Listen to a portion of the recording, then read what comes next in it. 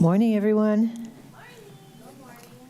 This is the council meeting of July 24th, a familiar day, 2026, and will it please come to order. Before the meeting begins, I would like to announce that Resolution 26-118 and Bill 97-2026 are canceled from today's agenda.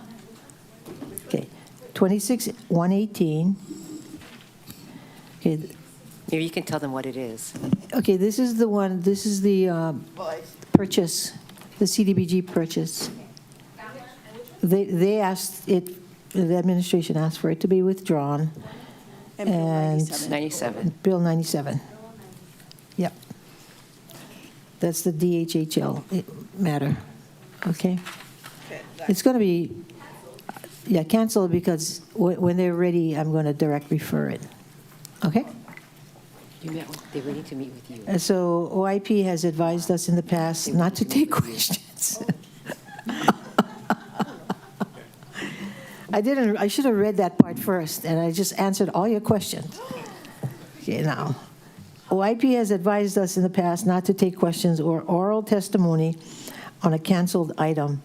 Thank you for your understanding and apologies for any inconvenience. Ms. Clerk, please proceed with roll call. Chair proceeding with roll call. For those members who are participating remotely, please identify who, if anyone except minors, are present with you. Councilmember Shane Sinensi.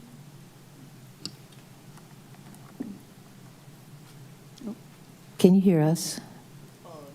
Aloha kakaya kakako here at my home office. I am expecting some staff. I can inform you when they do show up. And there's no testifiers in Hana, Chair. Aloha. Thank you. Thank you. Councilmember Nohelani U'u-Hodgins. Aloha, everyone. Happy birthday, Chair. Thank you. Councilmember Tom Cook. Aloha Friday, all. There's currently nobody in the Kihei office. We have it closed for today for some court issues. Okay, thank you. Councilmember Kiani Rollins Fernandez. Aloha kakahiaka, Chair, and bonjour. Oh, okay. Yeah, but Nolans.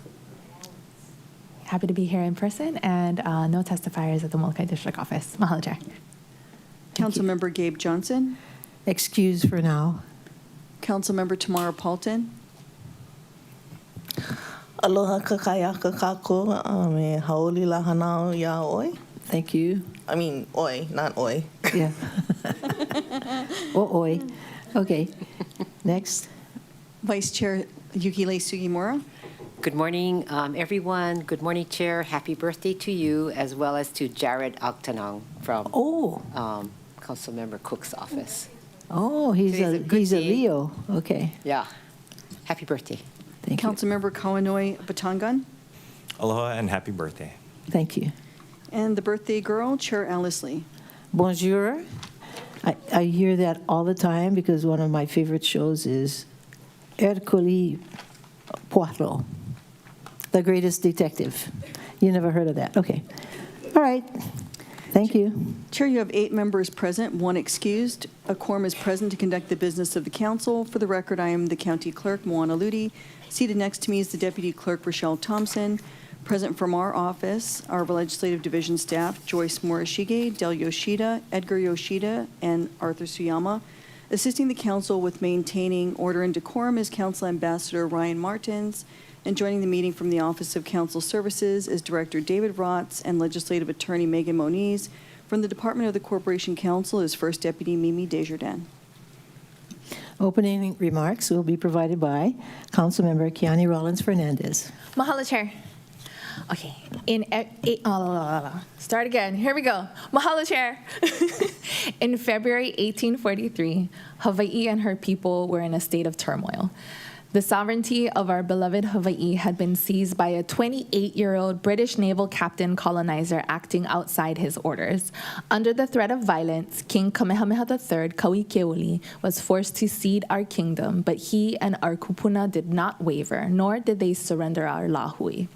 On July 31st, 1843, after 5 months of being under martial law, British Admiral Richard Thomas returned from England with orders from the Queen that the 28-year-old stand down, restoring our kingdom to King Kamehameha III. Our high Hawaii, our Hawaiian flag, was raised, and King Kamehameha rallied the lahui, reaffirming ua mau ke ea o ka aina i ka pono. This day is a profound lesson in justice. Justice is not simply a legal concept written in a treaty or a document. In our worldview, justice is woven into the fabric of the land and the righteousness of our actions. It is the pono that our king spoke of. The events of 1843 tell us that true justice is in the restoration of balance, the return of the sovereign power to the people who descend from the Aina. It is the recognition of the truth that our authority comes from our ancestral connection to this Aina. It was this justice on La Ho'iho'i'ea that Queen Liliuokalani anticipated from the Christians of the United States of America. The U.S.-backed overthrow of 1893 and the illegal annexation that followed are not ancient history. They are a living wound. They are a continued occupation that challenges our identity and our existence. The justice of La Ho'iho'i'ea is a kahea. It demands that we honor the legacy of our ali'i by resisting colonial structures that seek to erase us. It means asserting our kuleana to our aina, to our olelo kupuna, to our cultural practices. It means continuing the work of our ancestors who never stopped fighting for the kingdom. La Ho'iho'i'ea is a declaration that justice is an ongoing process. It is the daily struggle to kupa'a. It is a reminder that the ea, the sovereignty and mana of our people, is not something to be given, it is something to be perpetuated. It is a promise that the truth of our history will never be forgotten. E mau ke ea o ka aina I ka pono. We celebrate our King Kauikeoli for his onipa'a, his resolve and leadership. In a 408-line oli, we trace the very beginning of Hawaii to our king, to our people. This Sunday at Thomas Square, I will join my halau to recite He Kānainai no ka hanau ana o Kauikeoli to commemorate La Ho'iho'i'ea on July 31st. Our kumu encourage us to oli as much as possible, so I'll oli whenever given the opportunity. And this is done in Kepa Kepa style. Ua hanau kamoku, a kupua lawa oa... Okay, start again, sorry. It's been a long week. Ua hanau kamoku a kupua lawa loa a mu'o. A kamoku I luna o Hawaii, o Hawaii nego no kamoku. He pulewa ka aina, he naka Hawaii. He lewa wale ana no I kalani, lewa honua. Mai ia ke ua pā hono ia, mali e ke a o kamoku, me ka honua. Pa ia ka lawa ia lani, ka lima a kau a kea pa Hawaii la la. Hawaii la I ke hai moku. And now we'll be celebrating the birth of our beloved king, Kauikeoli. And today, nearly as long ago, was the birth of someone else. And I'll take the opportunity to also sing whenever I'm given the opportunity. And so on that cue, I invite my colleagues and everyone in the chamber to join me in celebrating our chair, Alice Lee, on her birthday. Hau'oli la hanau ya oi, hau'oli la hanau ya oi, hau'oli la hanau Alice Leili, hau'oli la hanau ya oi. And as they say in Nolans, laissez les bons temps rouler, let the good times roll. Mahalo, Chair. Thank you so much. Thank you. Yeah, so do you want to know how old I am? Yeah, I was Liliuokalani's classmate. Yeah, okay. Tried to help her, but didn't work. Okay, let's see. Now, how would that be? I mean, okay. Can we do a group photo, please? Thank you.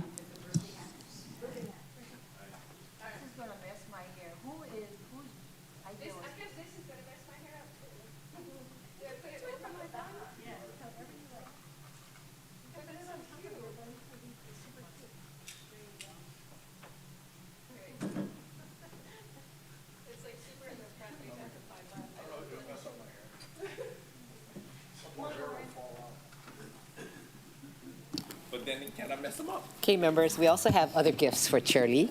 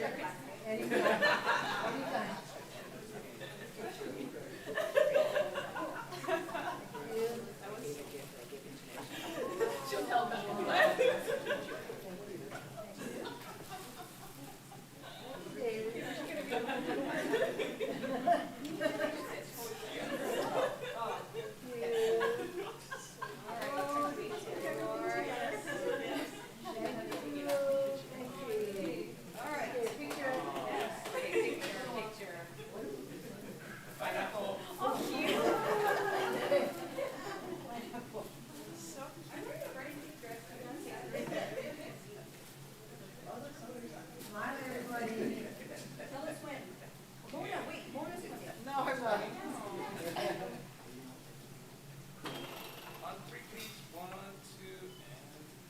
One more, please. Okay, again on 3. 1, 2, 3. We all want to do the Nolan.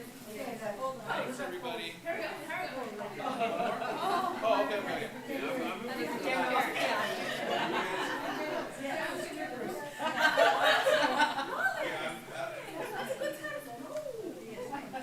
All right, everybody ready? Very charity of you all. On 3. 1, 2, and 3. Thank you. Happy birthday. Now we have to work.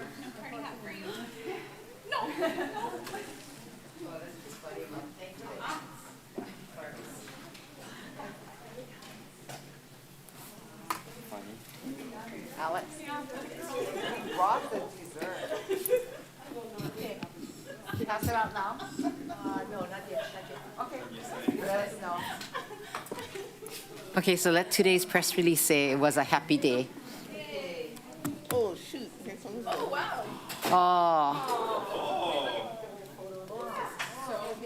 Oh, that's what you picked up.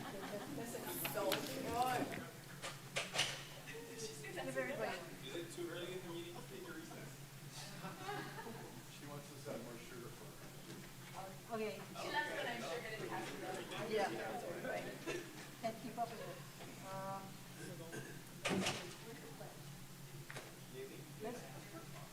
Do the Pledge of Allegiance and then continue on, okay? I pledge allegiance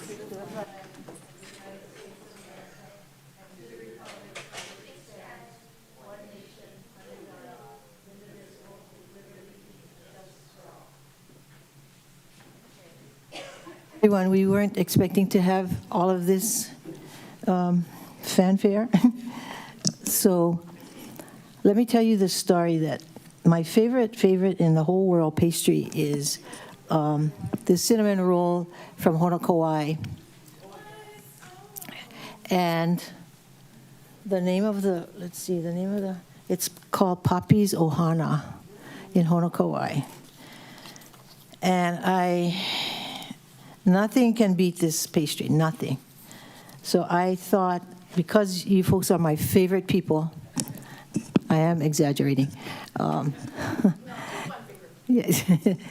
I thought on this occasion, my birthday, I would share it with all of you and staff. but it's not that easy to get. You generally have to go in line, stand in line, a long, long line to get this pastry. And this is like a huge cinnamon roll. And so I called, and I got through, and I ordered it for today. But they generally would have it ready at like 11:30. So I asked if it was possible to have it ready at 7:30 so that I could share it with you folks. And then I called Tamara, and then she was kind enough to say that she would pick it up. So that's what happened. So if you're diabetic, don't eat it, okay? It's probably 5,000 calories per bite, but nevertheless, it's the most ono thing in the world. And I do want to thank the Escobars who own Papi's Ohana. They were so kind to have this ready for this morning for all of you. And I just want to read their, I don't even know them, but I met them over the phone.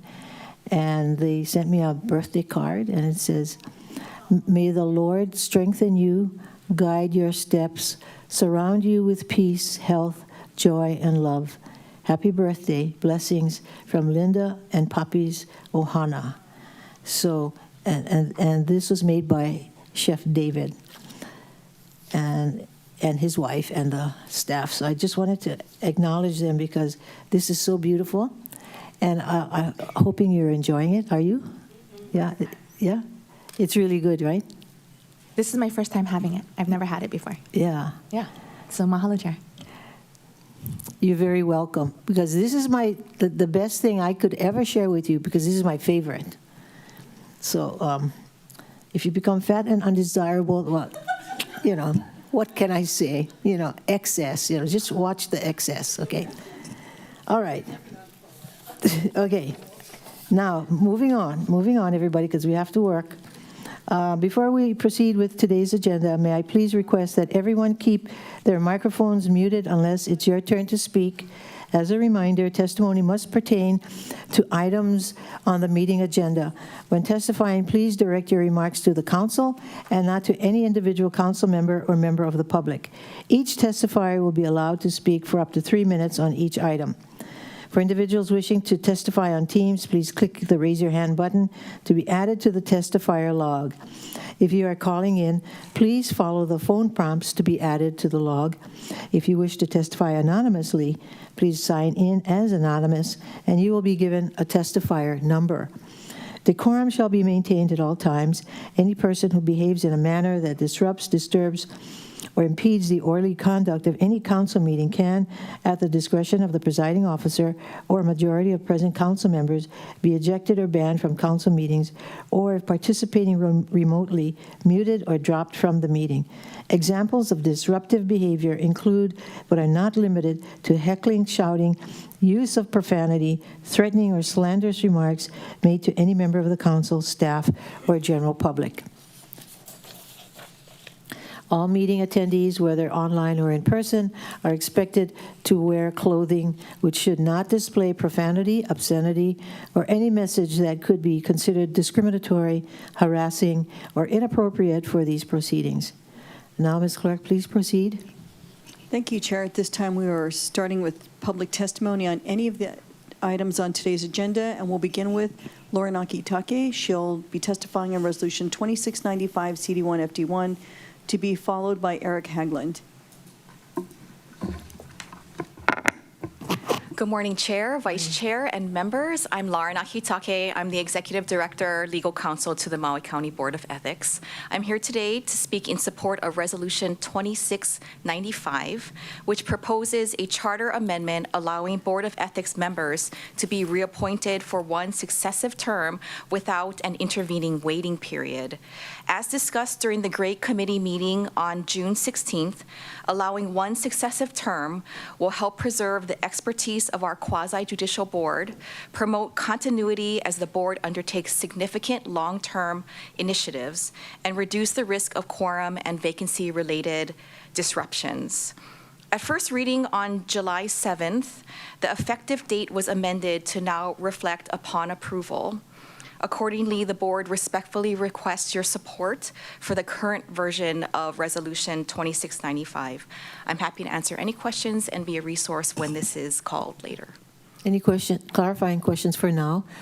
Vice Chair Sugimura? So speaking about your board, I just would like to extend our appreciation for their commitment to our community and the talent and expertise that they brought. And they were fine with this change? Yes, they were. Okay. Thank you. Thank you. Any other clarifying questions? Member Rollins Fernandez. Mahalo, Chair. And mahalo, Ms. Akitake, for coming back with the information, because I believe that was my question at Yes. our last meeting on first reading, which was if the board had supported it. So I just appreciate you getting that information back to us. That's all. Mahalo. Thank you. Support. Mahalo, Chair. Okay, thank you. Thank you. Next testifier? Chair, the next testifier is Eric Haglund testifying on Committee Report 2656, and he will be followed by Wendy King. Good morning. Morning. My name's Eric Haglund. I'm on the board of Kahale Makai. Can you speak into the mic, please? Oh, I'm sorry. My name is Eric Haglund. I'm on the board of Kahale Makai and an owner of unit number 433. I'm a full-time resident of Lahaina, and I'm here to testify on Resolution 2610 CD1. It's my request that we add Kahale Makai to that list. I think it's our organization is very similar to most of those on the list. We are an oceanfront condominium that was built as an STR and timeshares. We operate like a hotel. We have a front desk that is open 7 days a week, and at that front desk, they check people in. They give passes for parking. They rent sporting equipment to be used on site. Provides tourist information as well. We, as far as amenities go, we have a adult pool and a children's pool and a hot tub. We have a putting green. We have shuffleboard courts. Again, all very characteristic of what would be similar to a hotel. So I'm here to request that we get added to the list. I think we are deserving of that. And I appreciate everybody listening, your time, and dedication to Maui. Thank you. Any questions, members? If not, thank you. Thank Chair, you. the next testifier is Wendy King, testifying on CR 2656, and she will be followed by Jim Pereza. Good morning. Thank you. My name is Wendy King. Happy birthday. Thank you. I do want to thank you all for all your efforts over the last several years with everything that has gone on regarding Bill 9, these hotel zones. I really do appreciate that. I'm just here to make sure that when the TIG was formed and they did their analysis and brought that back to the council, I believe that was last fall, and several of you council members had acknowledged that there was a mistake made by the TIG because Kahale Makai was left off of Exhibit 2, and that was acknowledged as an error because there was timeshares and other criteria that it met. And then I believe at one of the more previous meetings, I believe maybe there was some confusion regarding leasehold and things like that, that it got removed once again. So I'm just here to ask for your support in please correcting those errors that were made and putting Kahale Makai back on that that zoning for H3, H4. Thank you so much. Thank you. Any clarifying questions? If not, thank you. Next testifier. Chair, the next testifier is Jim Pereza, also testifying on CR 2656, and he'll be followed by Kathy Bartlett. Thank you, Council, for your time. Happy birthday, Chair. Thank you. Most of what you're going to hear is a repeat of what the other two testifiers just mentioned. Kahale Makai is a condo complex, has timeshares. There are no leasehold properties there. We are in sea level rise. I think there are several qualifications that should put us in 26110. As they said, it was removed, I believe, in error, and we're just asking for your support to put that back on. And thank you for all your work you do. I know how most days it's probably thankless, but thank you. Thank you. Questions? No questions. Chair, the next testifier is Kathy Bartlett. And Ms. Bartlett, if you could please let us know what item you'll be testifying on, and she will be followed by McKenna Woodward. I'm testifying on Ordinance 6008, Bill 88. Okay. You can start. Okay. Thank you. Aloha, Chair and members of the Council. I'm here to respectfully request that you include Halikaio Kihei in the next council-initiated H3 rezoning resolution. Halikaio Kihei is not a property that later converted to vacation rentals. It was developed with apartment zoning that allowed transient accommodations following its 1965 developer rezoning, and it opened in 1969 as South Maui's first condominium project. In fact, my stepfather's grandmother was one of the very first owners, and we have all the paperwork that she proudly bought her first condo. Its lawful visitor use has existed for more than 5 decades. Our property also presents conditions that sets it apart from many others under consideration. Sea level rise planning maps now extend into portions of our building footprint, while our insurance costs continue to rise and coverage becomes more difficult to obtain. These factors significantly increase the cost of owning and operating the property and make it an impractical candidate for attainable workforce housing. Including Halikaio Kihei in the H3 rezoning resolution would acknowledge both its longstanding legal history and its unique environmental and financial challenges. Preserving the property's established use is consistent with these realities. So thank you for your consideration, and I respectfully ask that Halikaio Kihei be included in the next council-initiated H3 rezoning, and appreciate the opportunity to speak today. Mahalo. Thank you. Questions? No questions. Thank you. Chair, the next testifier is McKenna Woodward. And Ms. Woodward, if you could please let us know what item you will be testifying on, and she'll be followed by Kara Burkholz. Hello. Mahalo and aloha. Testifying on behalf of the Office of Hawaiian Affairs, we're in respectful opposition to both Resolutions 26-110 and Resolution 26-111. As you know, these resolutions would move apartment zone properties into the new H3 and H4 hotel districts, where TVR use is permitted outright. OHA supported Bill 9 because it gave Maui a path to return apartment zone lands to housing for residents. These two resolutions would remove about 2,056 units from that path. That is almost 30% of all units affected by Bill 9. This is not a small adjustment or a technical referral.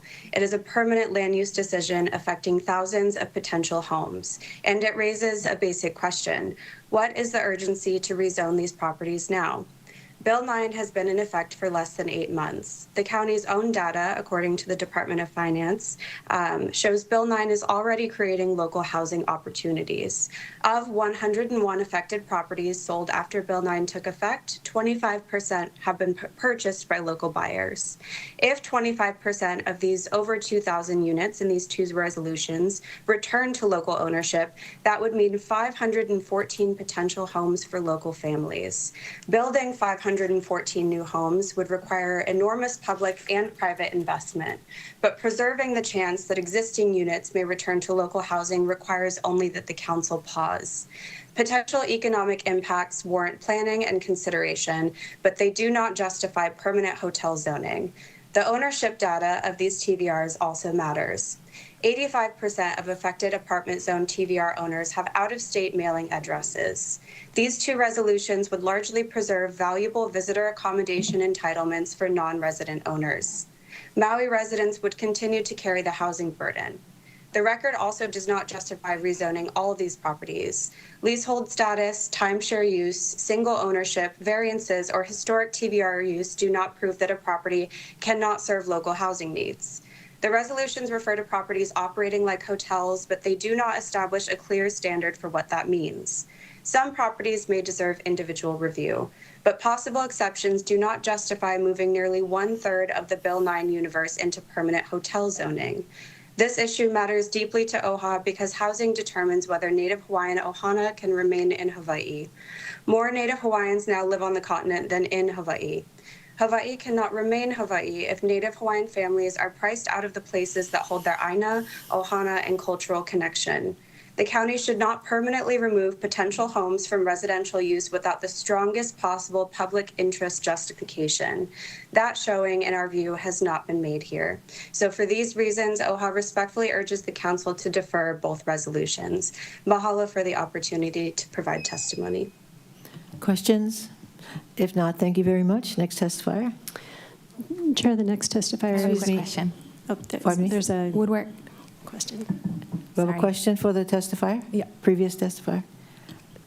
Ms. Clerk, can you call her back? McKenna. That's McKenna Woodward, please. If you could turn on your camera again. Oh, did we lose her already? Oh, she's raising her hand. Aloha, Ms. Woodward. Mahalo for your testimony today. I just wanted to get the citation from the data about acquisition or the purchasing of the units. Yeah, if you have that.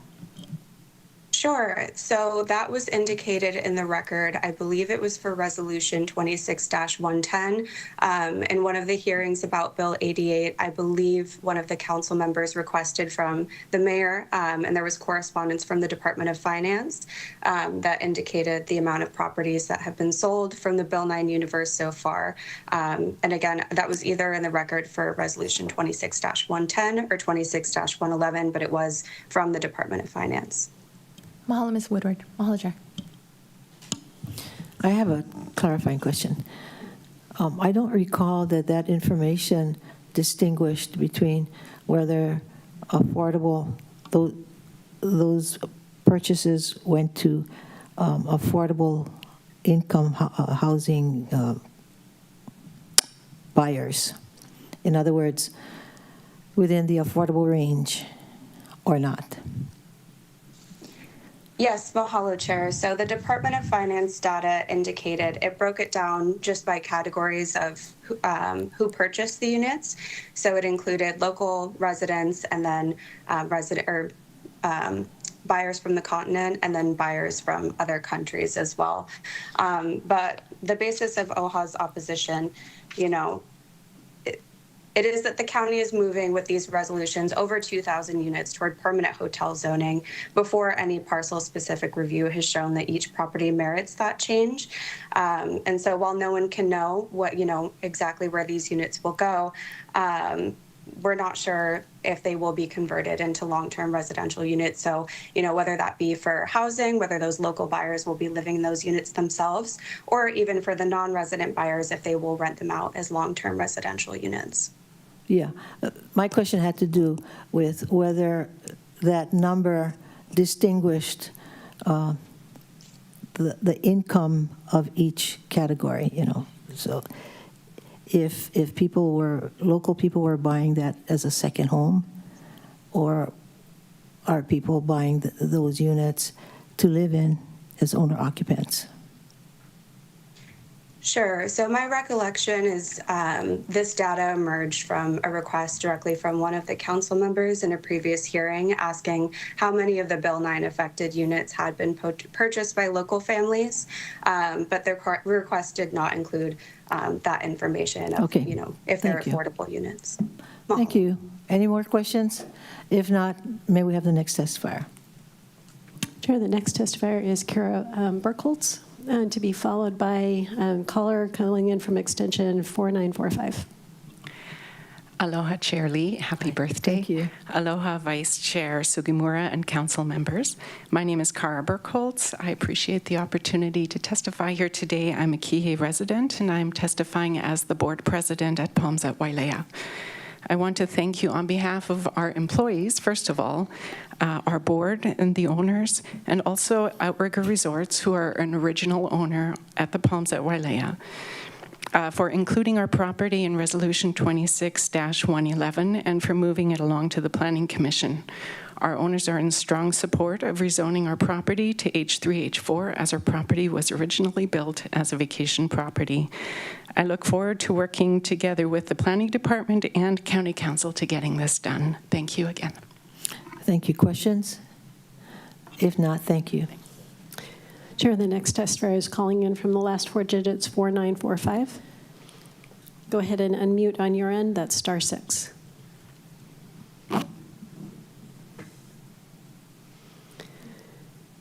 Chair, we'll move on and come back to that person. The next testifier is Caitlin Miller, testifying on Committee Report 2656 and 2657. And if you let us know when you're finished with your first item, we'll reset the clock. Good morning, everyone. Good morning, Chair, Vice Chair, and members of the Council. Maui Vacation Rental Association appreciates the opportunity to testify on Resolutions 26-110 and 26-111.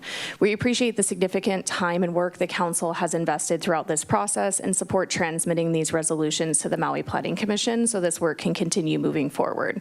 We also support the proposed amendment to include the additional property identified for consideration on County Communication 26-24, as it is consistent with the implementation effort currently underway.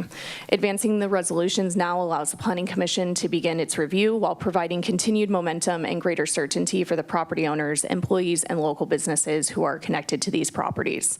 We recognize that additional resolutions addressing other categories are anticipated, and we believe continuing this phased approach will allow each group of properties to receive the thoughtful consideration it deserves while keeping the implementation process moving forward in a consistent manner. Thank you for the opportunity to testify today. And lastly, happy birthday, Chair Lee. Thank you. Thank you. Any questions for Caitlin? If not, thank you. Chair, we'll circle back to the caller calling in from 4945. You're unmuted on our end. How many more? About 5 after Okay. this.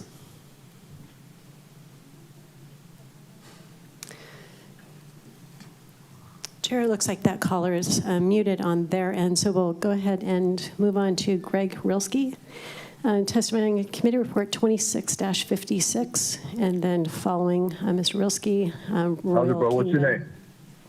My name's Jess. Please, this is the caller calling in from 4945.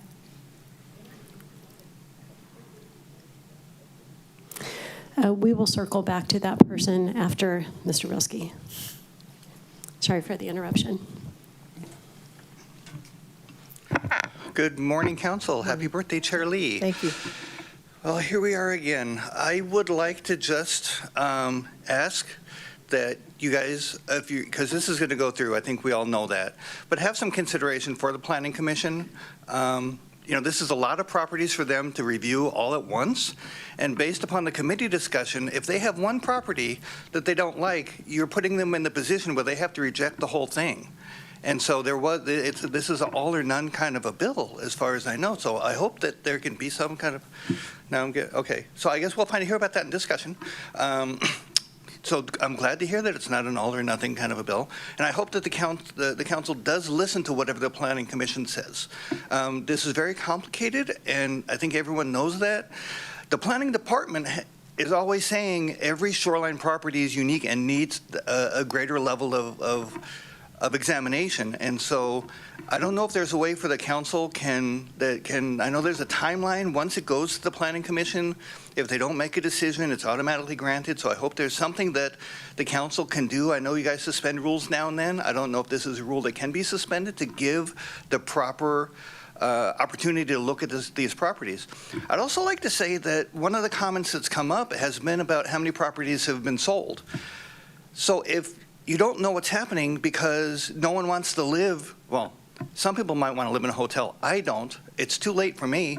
But maybe there's an opportunity there to say, well, there haven't been a lot of transfers because people don't know what's going on, right? There is all this other pending litigation going on out there. So there's a lot of factors that are going to just create a natural time issue. And I know time is not on the side of a lot of these properties. And so I'm just hoping that the council, in its infinite wisdom, with all 9 voices joining in, can find a solution to all of that.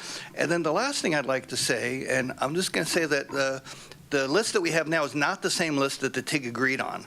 So if there are TIG members that are looking at this is not what you agreed to support because it's not the same.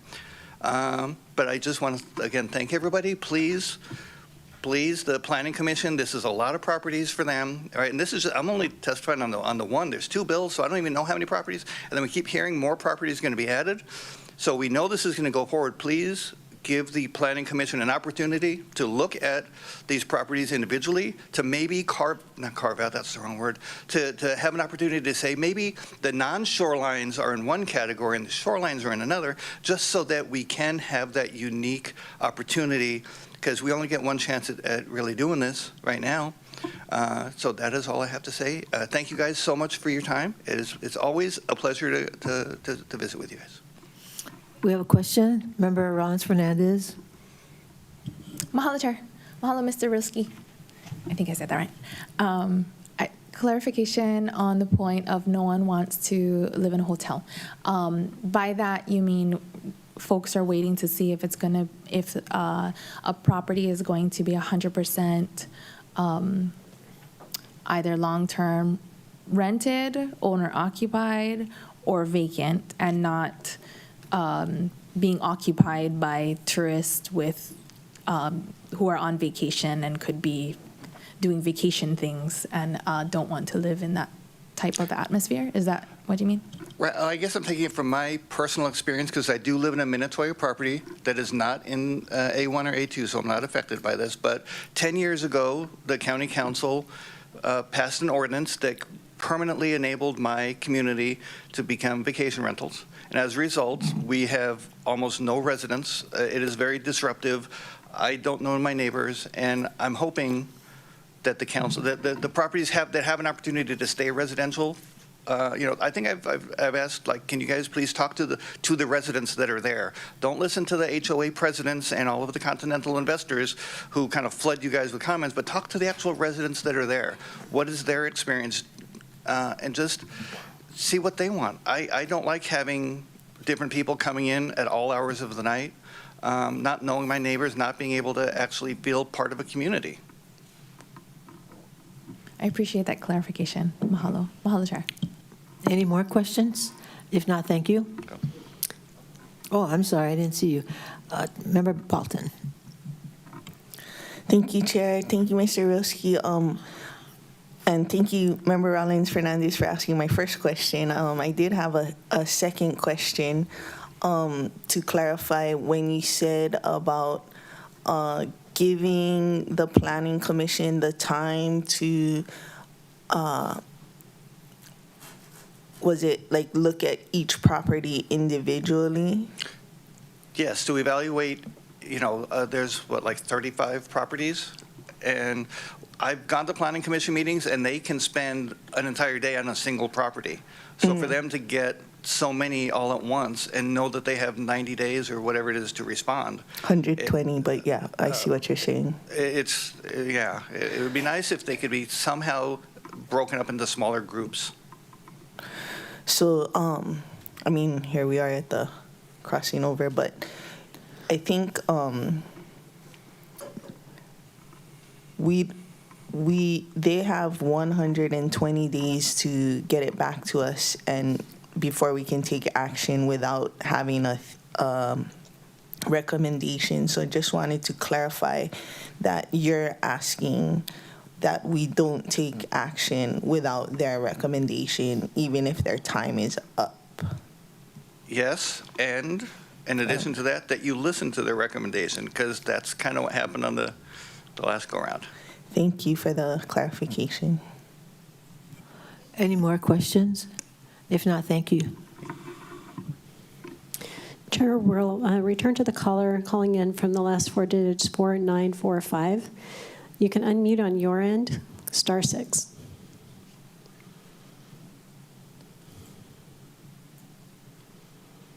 *4945.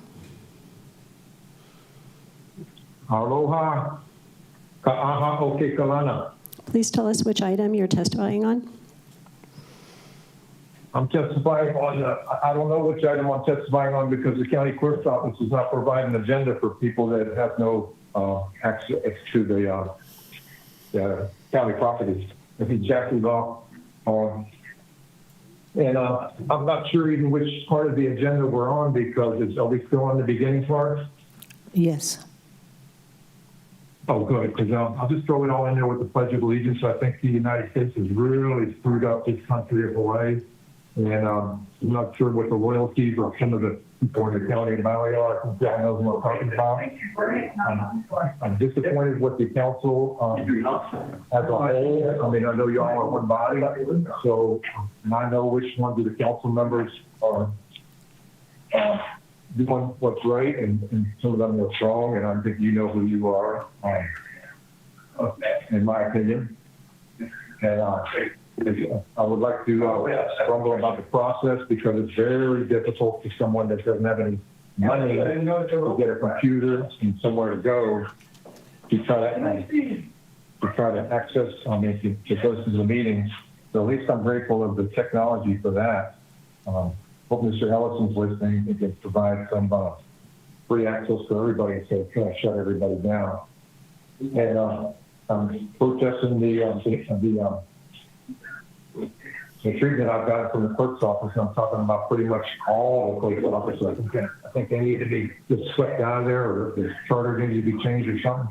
I'm very grateful for the elections because I'm going to vote for the people that are trying to protect my rights against the people in the evil-minded government that try to use the government power to control the agenda as they're going now. So, and I did hear parts of Councilmember Rollins' I think it was opening comments, but like I said, I couldn't really hear too good because I'm outside and it's raining and the wind's blowing and the sun's shining. There's people all around me. I already got run out from one church in Kahului for sitting on the bench and trying to listen to the meeting in quiet. So, yeah, that too is what goes along with the Hawaiian Kingdom thing is why are we letting these churches have free reign over all the lands and then they don't pay taxes to the county? I think we'll see all going on about that. Especially don't like the treatment that my council member from Upcountry Kula has done, and I urge everybody not to vote for her or vote for this. Aloha, ka'aha o ke kalana. Praise Jesus. And the open mouth. Okay, that wasn't appropriate. But any questions on anything else, members? Okay, thank you. Next testifier. Chair, the next testifier is Royal Kingdom. Please let us know which item you'll be testifying on, and he will be followed by Malama Min. Aloha, I'll be testifying on every item that is there. And I'm representing the Hawaiian Kingdom and a sovereign national of the Hawaiian Kingdom. And I request and demand that you guys take take a review of individual every single property because all of Hawaii is royal patented allodial title. That's why we have HRS 172-11. So I don't know how, or there's no possible way that any of these hotels can operate legally here in Hawaii because it's all royal patented, allodial titled. And I just wanted to clarify some of the testifiers before me that were claiming that they were owners, the original owners. They were never the original owners because the original owners are the royal patent holders and their descendants from the Mahele. You guys should all know this by now already. And yeah, so it's a violation of HRS 172-11, which those original title holders hold the allodium for all the land in Hawaii because all of Hawaii is allodial title royal patented. And that is a clear violation on an international, federal, and state level. Like, and yeah, please acknowledge that the royal because you guys already acknowledged the royal patents in the TMKs. So why is, like, how are people, no. It is impossible for people to be buying, selling any kinds of lands, any kinds of properties, whatever it may be. You guys might own the house, but we own the land, okay? So you guys have to call the original title holders as descendants and return them back to the land. Why, like, how come all this pilikia? Like, hello, you guys violating you guys' own law, HRS 172-11, because the royal patent allodial titles own the land forever. I don't know who these people are trying to claim that they own land here when they don't have no connection to land here, no relationship to the land here, no nothing to the land here, all pilau, making all any kind, killing everything on the land. Yeah, thinking that they're gonna restore the beach, gonna restore the whole island. Oh no. Okay, the original title holders know how to restore all the land. Okay. And you guys really gotta let's follow the law here. HRS 172-11. Okay, the next item, yeah. And again, return the lands to the original title holders and descendants from the Mahele, made by Kamehameha III. Because if not, you guys, it is a violation on an international level, federal, state level, everything. And yeah, and for the people that is claiming that that you guys own lands here, whatever, you guys do not. I don't think you guys is one descendant of the original title holders, girl. So yeah, I just wanted to clarify that too again, and please acknowledge for the public to know that HRS 172-11, yeah, the land has to revert back to the original title holders, which is from the royal patents, Palapala Sila Nui, yeah, not from the people who bought land. Yeah, we already bought the land from the Hawaiian Kingdom care, and yeah, that's a violation, a clear violation, and yeah, mahalo. Thank you. Any questions? If not, may we have the next testifier, please? Chair, the next testifier is Malama Min, testifying on committee reports 2656 and 2657. And just let us know when you're done with the first one, and we'll reset the clock. She'll be followed by Joseph Earlman, who is currently our last testifier. Good morning. Good morning, Council. Charlie, happy birthday. Thank you. And council members, my name is Malama Min. I am testifying on behalf of the Realtors Association of Maui today. And I just wanted to thank you folks for the opportunity, and thank you folks for continuing the good work of the TIG that was created in the deliberations for Bill 9. And we just want to say we are in strong support of the passage of these two resolutions, and also that we do want to be in communication with you folks as to how additional properties may apply and be included in these resolutions in the future. We know that there are some properties that do qualify and meet the criteria, but are not on the list that is before us today. So we would love to work with you folks to identify additional properties that do qualify for this rezoning. Thank you for your time. Thank you. Questions? Member Paulton. Thank you, Ms. Min, for your testimony. Do you have like data on the properties, like who are the properties that employ workers through the not subcontractors or individual owners, but overall from the building itself overall? Or like if they have, they give their workers health care and those types of things?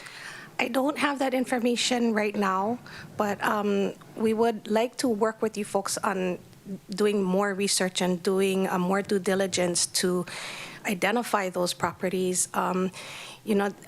Many people, workers, owners, property managers are not politically savvy and also often don't have time to participate in these processes.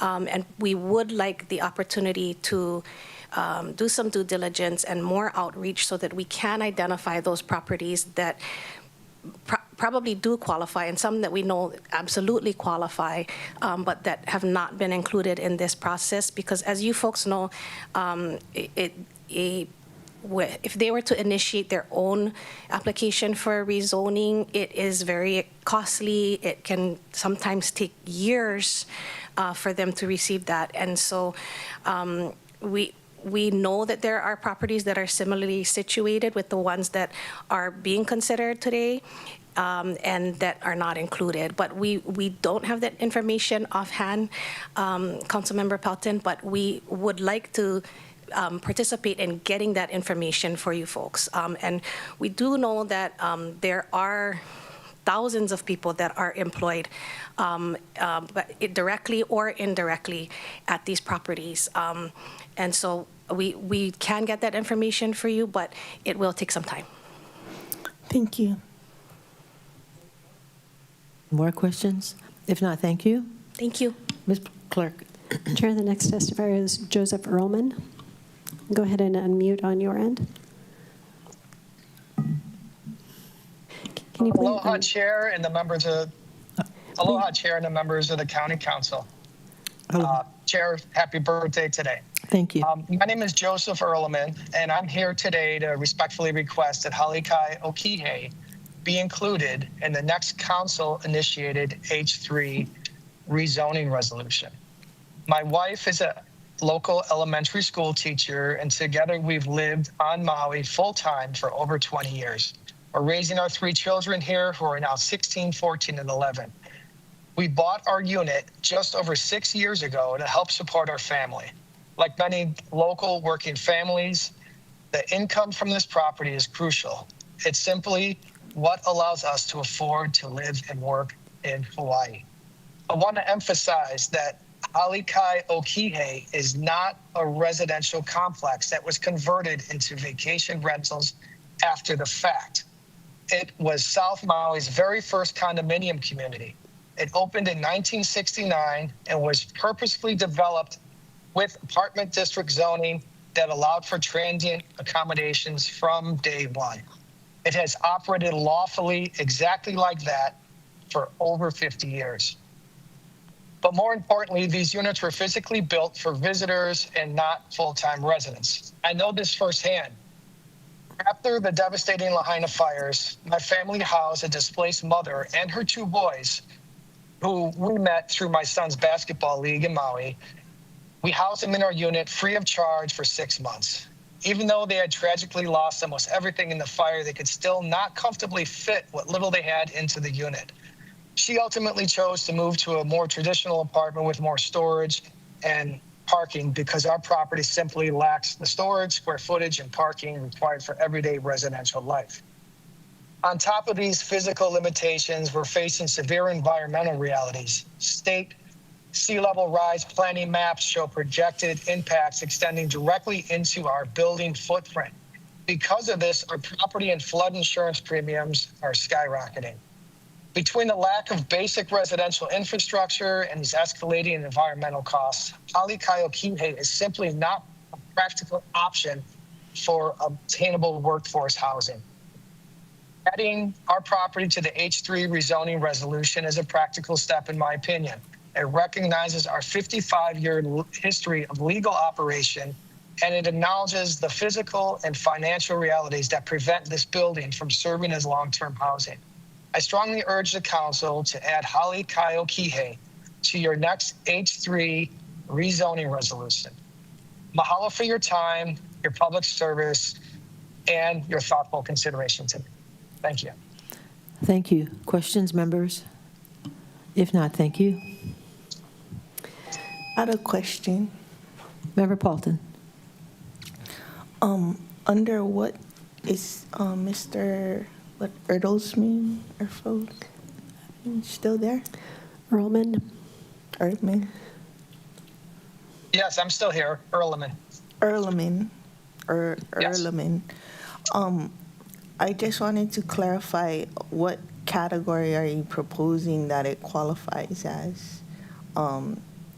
It looked like apartments to me. Chair? That is correct. Chair, excuse me. Yes. Staff would just note that the council is limited today to the items, or the properties that are listed on the agenda.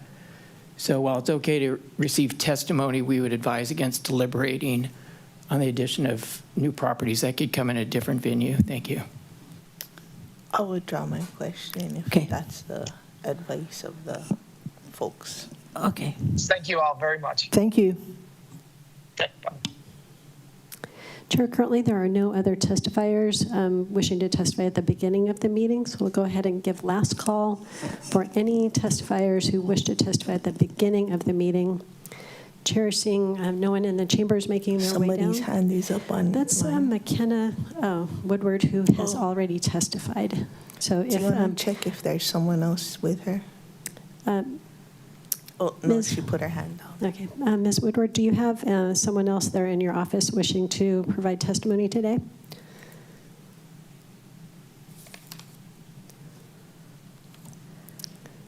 Your mic is unmuted on our end. Mahalo, Chair. It's just me. I did just have an answer to a previous question, if that's all right with the Chair. If not, we can move on. If you might be able to provide that, please, in written testimony. We're still receiving written testimony through the end of the meeting. Mahalo. So, Chair will go ahead and give last call for any other testimony at the beginning of the meeting. Seeing none, counting down 3, 2, 1. There's no one else to testify at the beginning of the meeting. Members, any objections to closing public testimony and accepting written testimony at the beginning of the meeting? Okay, so ordered. Ms. Clerk. Thank you, Chair. Moving on to county communications. There's no one indicating they wish to testify on the county communications, so we'll give last call for that category. Chair, counting down 3, 2, 1. There's no one else to testify on the county communications. Members, any objections to closing public testimony and accepting written testimony on county communications? So ordered. Ms. Clerk. Thank you, Chair. Before you is County Communication 26-23 from Councilmember Paulton, transmitting a proposed amendment to Resolution 26-110 CD1 entitled Referring to the Maui Planning Commission, a proposed bill to amend the Kihei Makena Community Plan, Paia Haiku Community Plan, and West Maui Community Plan, and a proposed bill to change the zoning for certain timeshare leasehold and other properties in the A1 and A2 apartment districts. Member Paulton.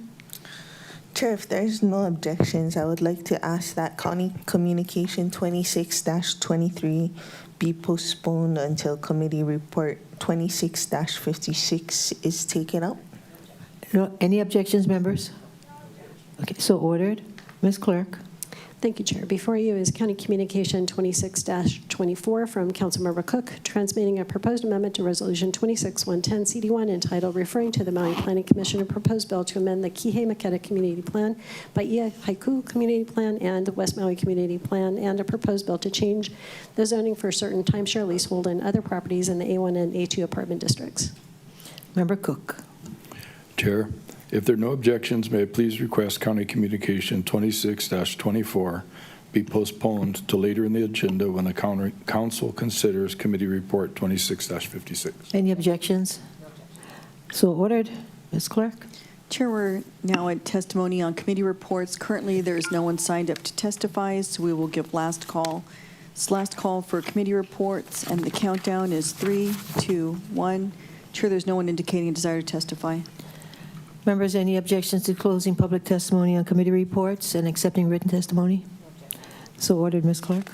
Chair, we have Committee Report 2654, and it's my understanding that Councilmember Sinensi will be handling this matter in lieu of Member Johnson. So from the Agricultural Diversification, Environment, and Public Transportation Committee is CR 2654, recommending first reading of Bill 95, 2026 to promote Maui bus ridership by expanding eligibility for fare-free bus pass program and authorizing the Director of Transportation to suspend enforcement of fares for special events or emergencies for up to 14 days in a fiscal year. Okay. Member Sinensi, did Member Johnson contact you today? Yes, Chair. Okay, because he specifically asked me to hold off. So apparently he's since changed his mind. Yeah, I received his notes, Chair. Okay, all right. Member Thank Sinensi. you, Chair. Move to adopt the recommendation Committee Report 26-54. Second. It's been moved by Member Sinensi, seconded by Member Rollins Fernandez, to adopt the recommendation of Committee Report 26-54. Discussion, Member Sinensi.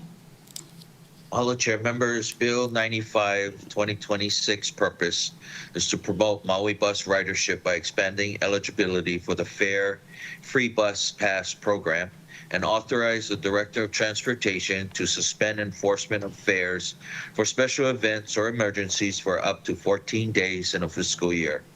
The bill is also intended to advance the Climate Action Resiliency Plan's directive to reduce residents' and visitors' dependence on single-passenger vehicles.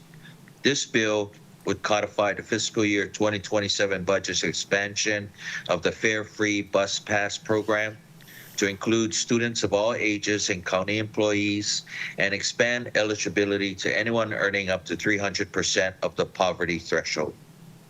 The Director of Transportation expressed support for the bill, and your committee voted 7-0 to recommend approval of Bill 95, 2026. And Chair, I respectfully ask for the members' support of my motion. Any further discussion?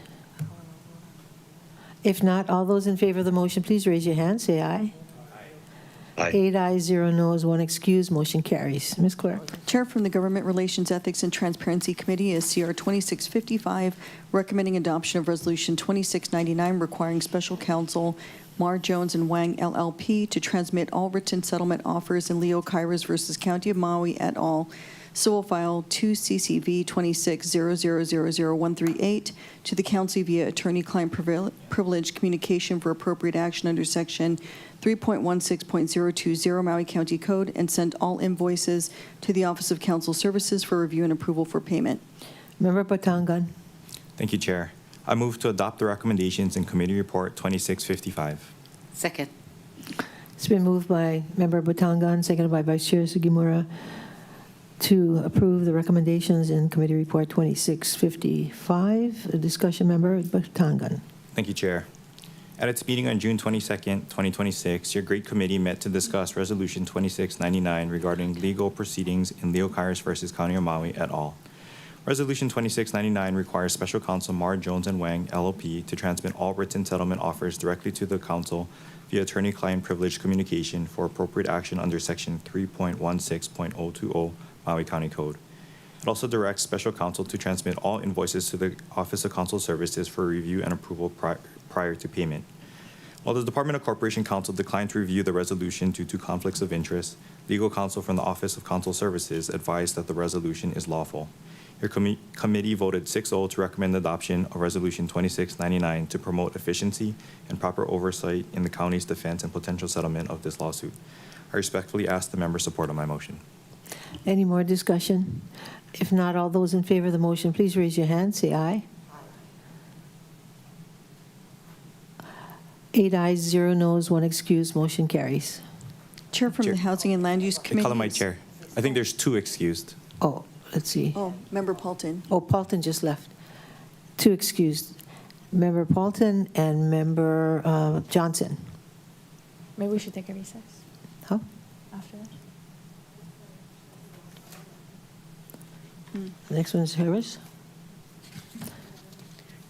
On the next item, Chair, there is an ASF. Oh, she's back. No. She's right there.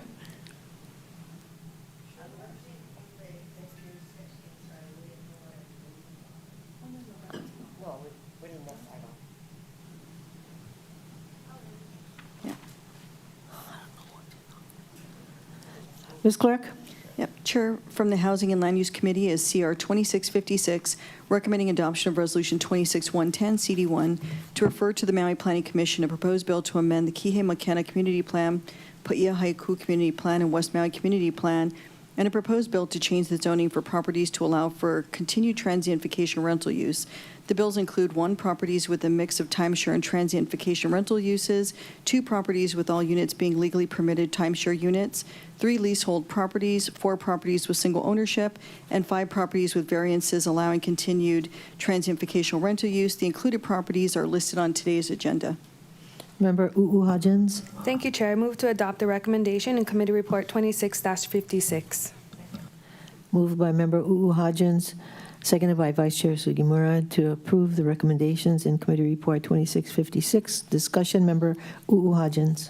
Thank you, Chair. And I apologize in advance because it's a lot of words on my page. So I'm trying to condense 2 days of work into this discussion. So thank you, Chair. Your Housing and Land Use Committee met on July 1, 2026 and reconvened on July 6, 2026 to discuss referring to the Maui Planning Commission a proposed bill to amend the Kihei Makena Community Plan and West Maui Community Plan and a proposed bill to change the zoning to allow continued transient vacation rental uses for 1, properties with a mix of timeshare and transient vacation rental uses, 2, leasehold properties, and 3, properties with fewer than 5 units and property values different for the average local homeowner to afford. The Community Plan Amendment Bill would amend the Kihei Makena Community Plan to designate applicable properties as hotel and amend the West Maui Community Plan to designate applicable properties as resort hotel. The change in zoning bill would grant a change in zoning to the H3 and H4 hotel districts for applicable properties and the A1, A2 apartment districts, respectively. As a background, your committee notes that under Ordinance 5909, transient vacation rental uses are being phased out in the apartment districts. Excuse me. Your committee also notes that its August 20, 2025 meeting, a temporary investigative group was formed to establish policies and procedures for transient TVR uses in the apartment districts.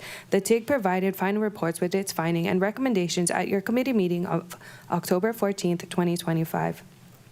Your committee notes that the TIG recommended legislation to be introduced to establish H3, H4 districts. Once established, the council would then initiate zoning from the A1, A2 apartment districts to the H3, H4 hotel districts, respectively, for certain properties, along with appropriate community plan amendments. Your committee also noted that Ordinance 6008, effective June 2026, established H3 and H4 districts. These hotel districts were reserved for properties that have been zoned A1, A2, respectively, with buildings or structures where transient vacation rentals have been permitted uses. TVR uses are permitted in the H3, H4 hotel districts if they meet certain criteria. Your committee noted the criteria for including properties in Resolution 26110 are qualities that may cause them to become unattainable as long-term housing if TVR uses are phased out. For example, after TVR uses are phased out. For example, leasehold properties with lease terms expiring sooner than the average mortgage terms are not attractive to certain lenders and may be difficult for potential homeowners to finance. Your committee considered that properties are unlikely to become attainable, may be appropriate for continued TVR uses. Your committee supported the following revisions to criteria: replacing properties with fewer than 5 units and property values difficult for the average potential homeowner to afford with properties having single ownership, which captures the same properties but made the criterion objective, adding properties where all units are legally permitted timeshare units and properties with variance allowing TVR rental users have become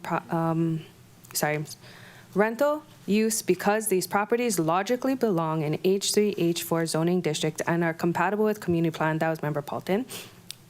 In our committee, your committee also discussed whether to remove or add properties to Resolution 26110. Your committee supported removing one property that no longer is leasehold units. Your committee also supported adding properties that contain leasehold units and have related properties in the resolution, additional properties having single leasehold units, additional single ownership properties, properties with all timeshare units, and properties that have a variance allowing TV or rental uses to continue.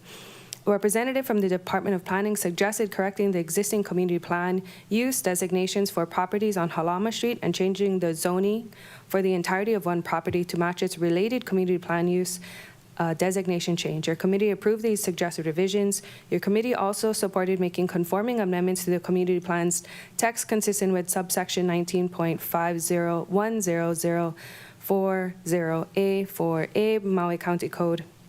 Your committee voted 6-2 to recommend the adoption of Resolution 26110 CD1, and I also have an amendment for the council's consideration. So I move to amend Resolution 26110 CD1 to remove the Ma'alaya Kai property located at tax map key 238014021, 70 Hau'oli Street, Ma'alaya, from the bills attached to the resolutions Exhibit 1 and 2. Second. Sorry, that was so much reading. Discussion on your amendment? Thank you. Is it being passed out? I don't know. Ma'alaya Kai was included based on its category at leasehold property. The property owner has since reached out and informed me the property is no longer leasehold. Therefore, I request that Ma'alaya Kai and information relating to the property be stricken from table section 2 on page 2, exhibit 1, the community plan amendment bill, from the table on section 3, page 3, exhibit 2, and change in zoning. We may see this property again in the future, but for right now, they don't qualify in this category of leasehold. And I ask the members' support of my motion. Thank you, Chair. Any more discussion? Yes, Member Paulton? Thank you. I just agree as the seconder. You what as the seconder? Agree. Oh, okay. So it's possible that this could come back again? Because I've been receiving so much data on Ma'alaya. Sure. It is possible that this is going to come back again, but considering our criteria for these categories were leasehold properties, and they said they're no longer leasehold, therefore, right now, they don't qualify for this discussion and this category. Okay. Just warning you that I'll probably bring it back. Sure, no, that's fine. They asked to be removed because they don't feel like they qualify for Okay. leasehold. All right. Anybody else? Ready for the vote on the amendment? All those in favor of the amendment, please raise your hand, say aye. So that is, let me see, remember, since that, 8 ayes, 1 excused, motion carries. Now the main motion as amended. Any more discussion? Chair, there were 2 amendments. There was a first one by Councilmember Paulton, County Communication Oh, okay. 2623. Okay. Okay, on the second amendment, discussion? Member Paulton. Oh, I haven't made it yet. Is this my opportunity to make it? Oh, I thought she said you made it. Okay. Okay, this is your opportunity. Thank you, Chair. At this time, I would like to reopen County Communication 26-23. And then, so in that case, it's a posted amendment. So I move to amend the resolution by amending the community plan amendment bill attached as the resolution's Exhibit 1 by adding a new Section 10 to read as follows.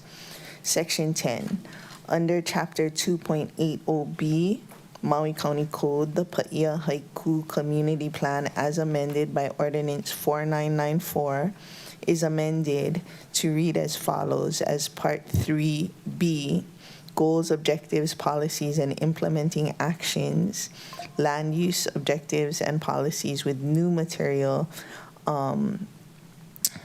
It's underscored in your posted resolution, but it says, the new material says, this paragraph does not prohibit changes in zoning from A1 or A2 to H3 or H4 for properties not subject to the transient vacation rental phase out under Ordinance 5909. And renumbering the subsequent bill sections accordingly. And if I get a second, I can explain. Okay, moved and seconded. And discussion, Member Paulton? So this amendment to the Paia Haiku Community Plan relates specifically to the Kua'au Plaza, which is operating as a transient vacation rental under a variance. So it is not Bill 9 affected, but for the benefit of planning and enforcement, it's cleaner for it not to remain in A1, A2 and move over to H3, H4, because, you know, then somebody looks it up on the tax map key and say, hey, this is A1, A2, why is it doing TVR? And there's a whole bunch of confusion. So hoping to nip that in the bud, because the variance will allow them to do it anyway, but we wanted to word it in such a way that it didn't, you know, just open the floodgates. And I believe this is the only apartment zone property in that community plan area that is fits this criteria. So that's why we had to do this amendment in this way, because the community plan doesn't allow for more. So I hope, I mean, if you have questions, you can ask me, but hopefully that's self-explanatory. Okay, so the motion, the seconder was Member U'u Hodgins. Any more discussion on this amendment?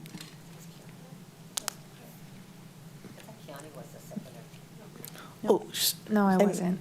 If anyone who seconded it allows me to add a friendly amendment to also move to file the County Communication 26-23 as part of the motion. Member U'u Apparently, we don't Hodgins? have to do that anymore. Okay, That's what I was told.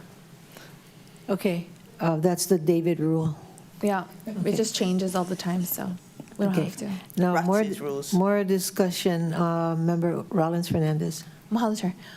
Okay, so for the Ku'au property that is operating as a TVR with the variance, is the proposal to change it to A1 or A2 or H3 or H4? From A1, A2 to H3, H4. Oh, sorry. Okay, yeah. Mahalo. Any more discussion on that amendment? If not, all those in favor of you voting? Okay. All those in favor of the motion, please raise your hand. Say aye. 8 ayes, 1 excused. Member Johnson, motion carries. Now, on the main motion, any more amendments? One more. On the main, One did more you say by one Member more? Cook. Yes. I have an amendment. Oh, Member Cook. Go ahead. I'm up. Yeah. You move to, Chair, if there's no objections, may I ask the clerk please recall County Communication 26-24 at this time? okay. Any objections? Okay. Ms. Clerk. Chair, recalling County Communication 2624 from Councilmember Cook, transmitting a proposed amendment to Resolution 26-110 CD1 entitled referring to the Maui Planning Commission a proposed bill to amend the Kihei Makena Community Plan, Paia Haiku Community Plan, and West Maui Community Plan, and a proposed bill to change the zoning for certain timeshare, leasehold, and other properties in the A1 and A2 apartment districts. Member Cook. I move to amend Resolution 26-110 CD1 with a proposed amendment attached to the County Communication 26-24 and to file County Communication 26-24. Moved by Member Cook, seconded by Vice Chair Sugimura for this amendment. Discussion, Member Cook. Thank you, members. This amendment adds one additional property, Kauhali Makai, a 3.11 acre parcel located at 938 South Kihei Road, to both proposed bills attached to Resolution 26-110 CD1. Kauhali Makai contains 13 timeshare units and should be included with the other timeshare properties on the resolution. Specifically, it changes its designation under the Kihei Community Plan from multifamily to hotel and updates its zoning from A2 apartment district to H4 hotel district. I respectfully ask the members for the support of my motion. Any more discussion? All those in favor, raise your hand, say aye. Aye. Roll call? Roll call. Yes. Okay, roll call. Councilmember Sinensi, Yes. Councilmember Uhajens, Yes. Councilmember Cook, Yes. Councilmember Rollins Fernandez, No. Councilmember Johnson, Excused. Councilmember Paulton. I'm sorry, did we have discussion on this already? I asked for discussion, nobody, did you have a question? I did have a small discussion, but I can save it to the when, can we do it during the main motion? Yeah, sure. Okay, aye. Vice Chair Sugimura, Aye. Councilmember Batangan, Aye. Chair Lee. Aye. Chair, you have 7 ayes, 1 no, and 1 excused. Motion carries. Okay, now the main motion as amended. Any more amendments, by the way? Okay, discussion. Member Paulton. Thank you. For my discussion, I would like to say that I think the categories that we have chosen are objective and clear. To me, it's unfortunate the Corporation Council advice on the timeshare units because a lot of those properties are really, when you hear testifiers or whomever say that this is not appropriate for local people to live in, it's small or whatever the case is, there's not enough parking. A lot of the timeshare properties are very appropriate for our people to be living in, walk-in closets or plenty parking and like that. But I don't want to get us in trouble with the law, and so I'm going to follow Corporation Council's advice on that. It's just unfortunate for my discussion. I don't really agree on just leasehold properties because some of them only have a small, like less than 25%, less than 10% of the entirety being leasehold, and we're just cutting it out. Some of them have very long lease periods, which you could get a mortgage on based on what the, broker that spoke to us said. So I don't really agree on the leasehold properties 100%. Variances, I do agree with because it makes it easier for our county workers to enforce and decipher the code. Single ownership, it's like striking a balance. If one person owns this whole entire house or whatever, it's going to be a very expensive property to try and purchase, and so it's balancing the income from the tax revenues with the possibility of our residents being able to buy it from a single owner. So I realize that nobody is 100% satisfied with this, but I would like to remind folks that this is just a recommendation to the Planning Commission, and I fully support what the one testifier said about allowing the Planning Commission to do their due diligence on each property and not, rush them just because a kind of arbitrary 120-day deadline comes up, because they can take 120 days or longer on a single property, as we've seen with, the Moku Roots property, Grace Baptist, or Lahaina United Methodist. So we are giving them a lot of properties to consider.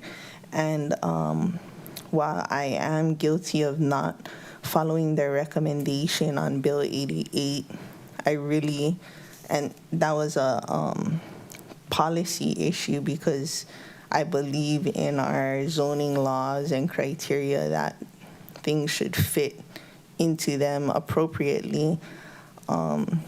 I would like to hear their recommendation on each property, specifically leasehold ones, as a lot of the testifiers mentioned that not all leaseholds are the same. And I think that concludes my discussion. Thank you so much. Member Rollins Fernandez? Mahalo Chair, may I request our morning recess? Sure, but I think we need to take this vote first and then take. I want to talk to Corp Counsel. Okay, any objections to taking a morning recess now? All right, then I'll be back in at 10. Chair, sorry, I just had one more thing to add to my discussion, if it's okay. Sorry. If you must. Okay. The other thing I wanted to say is thank you in advance to the planning department for verifying the assertions. As Member Uuhajin said, that Ma'alayakai came forward, and thank you for being honest that they no longer have leaseholds.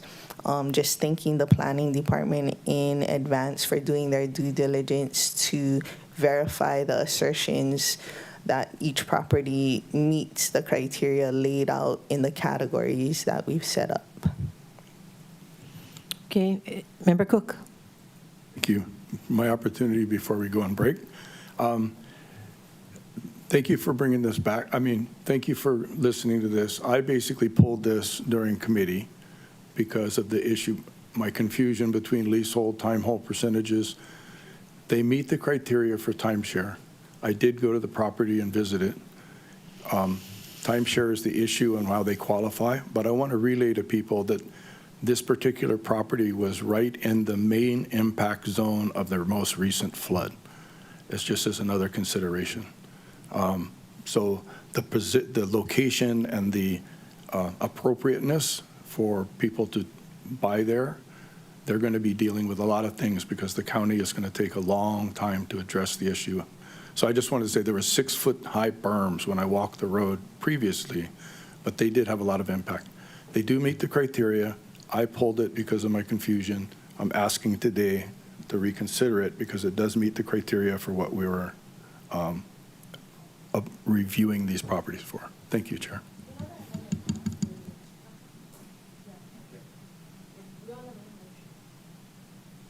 Which we're going to take up the main motion after discussion and after the break.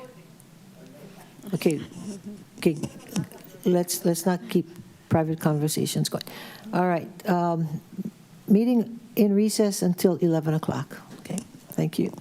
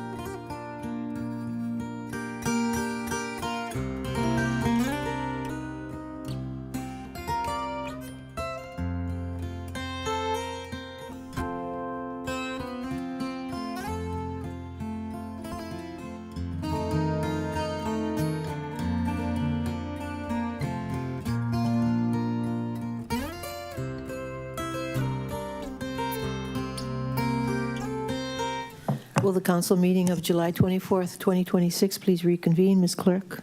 Oh, well, you don't have to tell me. We are finishing discussion on the three amendments, and then we're going to be voting on the main motion as amended. Any more discussion? Member Rollins Fernandez. Mahalo, Chair. Okay.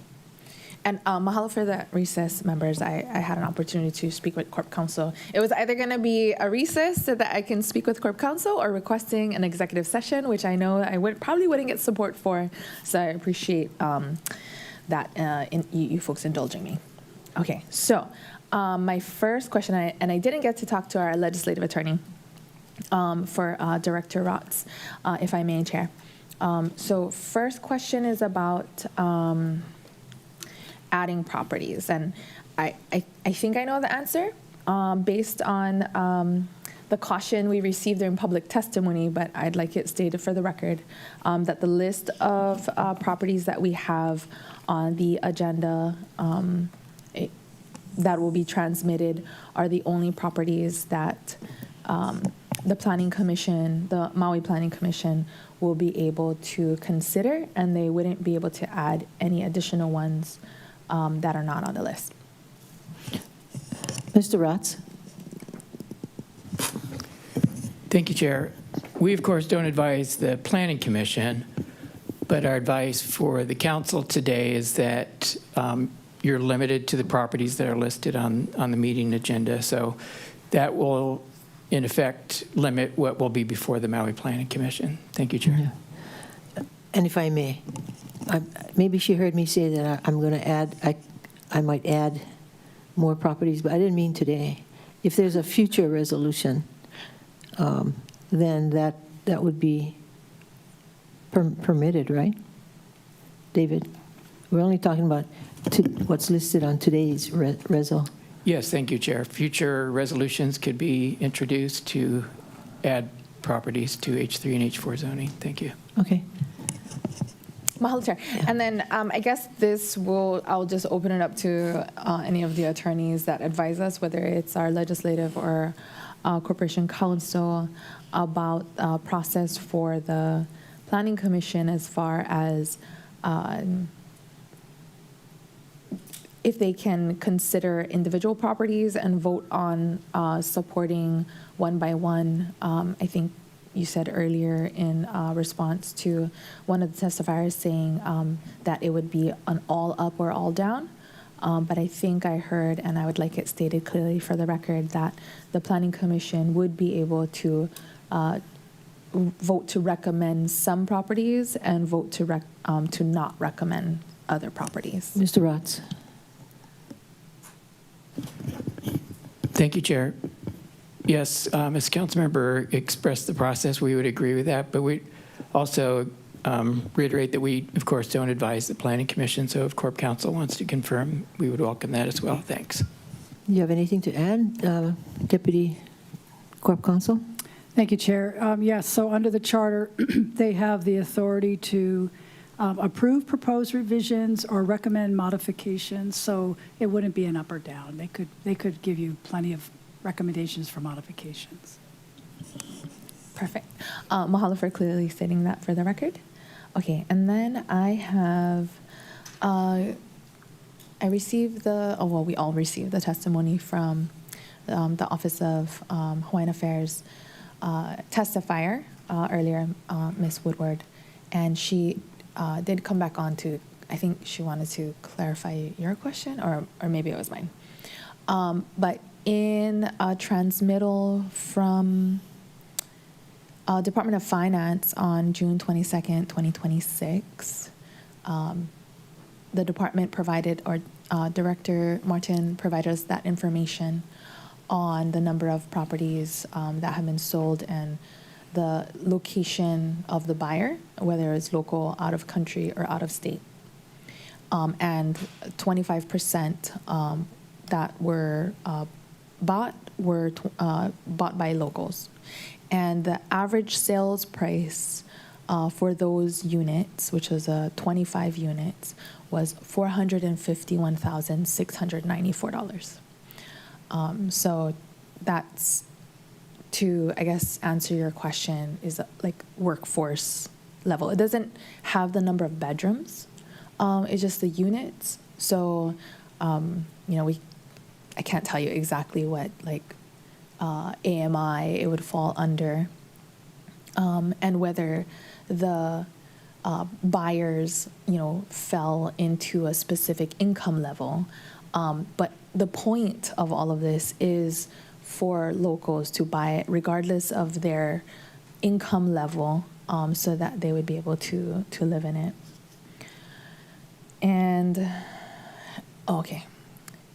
And then in testimony, what Ms. Woodward was explaining was that if we had applied that 25% of sales to the 2,056 units proposed for rezoning, we would have lost 514 potential units that residents would be able to live in, based on the current acquisitions that the Department of Finance provided us.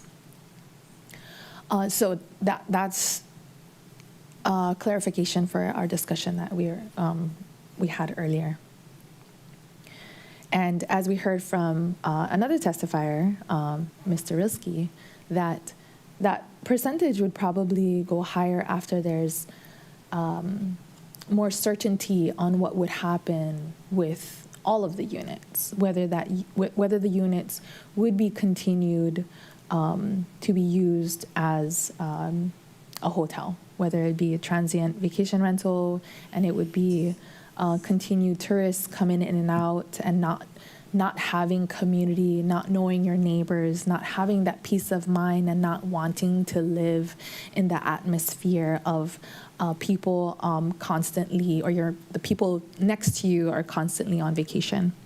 And so that percentage could potentially go up, is what I understood from the testifiers, because if 100% of the units were not being used by tourists, that there could be more interest in acquiring them by the residents. Okay, can I stop you there? Sure. I don't think we need any more clarification, because actually, this is your opinion, and actually it's speculation. And so what I was asking the person from OHA was pretty much, were there local people who are buying these things, and were there owner occupants or non-owner occupants, and what was the price range, because whether or not the workforce housing folks would be able to. So right now, we don't know that. We don't have specific information one way or the other. You're just surmising that you're taking that 25% and surmising that it could increase and so forth, but we don't even know the breakdown of the 25%, right? If the 25% is being owner occupied or long-term rental use? Or non-owner occupied. By locals? Yeah. No, we don't. Yeah, but it was that's why. bought by locals. Yes. And you asked about the average sales price, and I'm providing you that information. Thank you. And if they no longer can use the property as a transient vacation rental, then it wouldn't be a unit that would be generating income. And so there would be less desire to hold on to a unit and leave it vacant or non-owner occupied, because they wouldn't be able to generate income. So much room for that's discussion. the point. And that's what we're hearing from everyone, right? Like, oh, I have this unit and it's generating my income, so let me continue to do that. But by generating income, you're taking away housing from someone who could live there, and that's the crux of all of this, right? Like, are we going to use our housing units for our residents to be able to live in and have shelter, or are we going to let off-island folks exploit our housing units to profit off of? And that's what we're trying to do, right? We're trying to reclaim housing because that is in a public interest. That is in the interest of our residents. That's what our residents are asking us as their elected officials to do. So the last thing that I wanted to say, I did have another question. Would all of these need to have unilateral agreements signed if they're rezoning? Corp Counsel? Thank you, Chair. I don't know the answer to that question, but I can find out before it goes to the Maui Planning Commission whether or not that would be the case. Normally, under zoning, rezoning, unilateral agreements are recorded, but I would have to look into that. Good question. That's what we did with the properties that we just rezoned, right? In my experience, if there's conditions that you put on it, that's when they sign the unilateral agreement. Like when we were having a conditional change in zoning for Lahaina United Methodist, they would have had to figure out who was the appropriate entity to sign a unilateral agreement. But when we took out that they wouldn't be able to do this, this, and this, which would have made it a conditional change in zoning, then there was no longer the need for the unilateral agreement, which is basically that they're agreeing to the conditions in change in zoning, is my understanding. But maybe Mr. Ratz is a real attorney, not play one on TV kind. Mr. Ratz, Mason, Perry. Thank you, Chair. Yes, Councilmember Paulton is correct. Under the comprehensive zoning ordinance, the requirement for unilateral agreement is triggered for conditional zoning only. Thanks. Does that answer your question? It does. Mahalo. Okay. And then the last comment is for the record for the Maui Planning Commission, because as we know, and as we heard in testimony, that generally they take up one property at a time, and this, I don't even know how many properties this are. There's a lot. And we're asking them to, provide their recommendation, do their due diligence, feel comfortable about the recommendation that they're making all within 120 days. And it's a lot to ask of volunteers. That, you know, we've been asked by testifiers to ask the residents of some of these complexes what they would want, and not just the people who are profiting off of the units, because it's generally the people that we hear from. That, you know, like perhaps the commissioners would want to do site visits, as has also been encouraged by testifiers and our colleagues who have done site visits themselves. That I encourage them, the Maui Planning Commission, to vote no, vote to recommend not to rezone any of the properties that they feel like they haven't been able to fully feel comfortable in having a discussion being rushed in this way. And it can always be brought up again. It's not the end. And that just know that a lot of these are being rushed because an election is coming up and 2 council members won't be here. And so there is that concern for that. But they shouldn't make that their problem, that they shouldn't be made to be rushed because an election is coming up, which could change the makeup of the council. Mahalo, Chair. Thank you.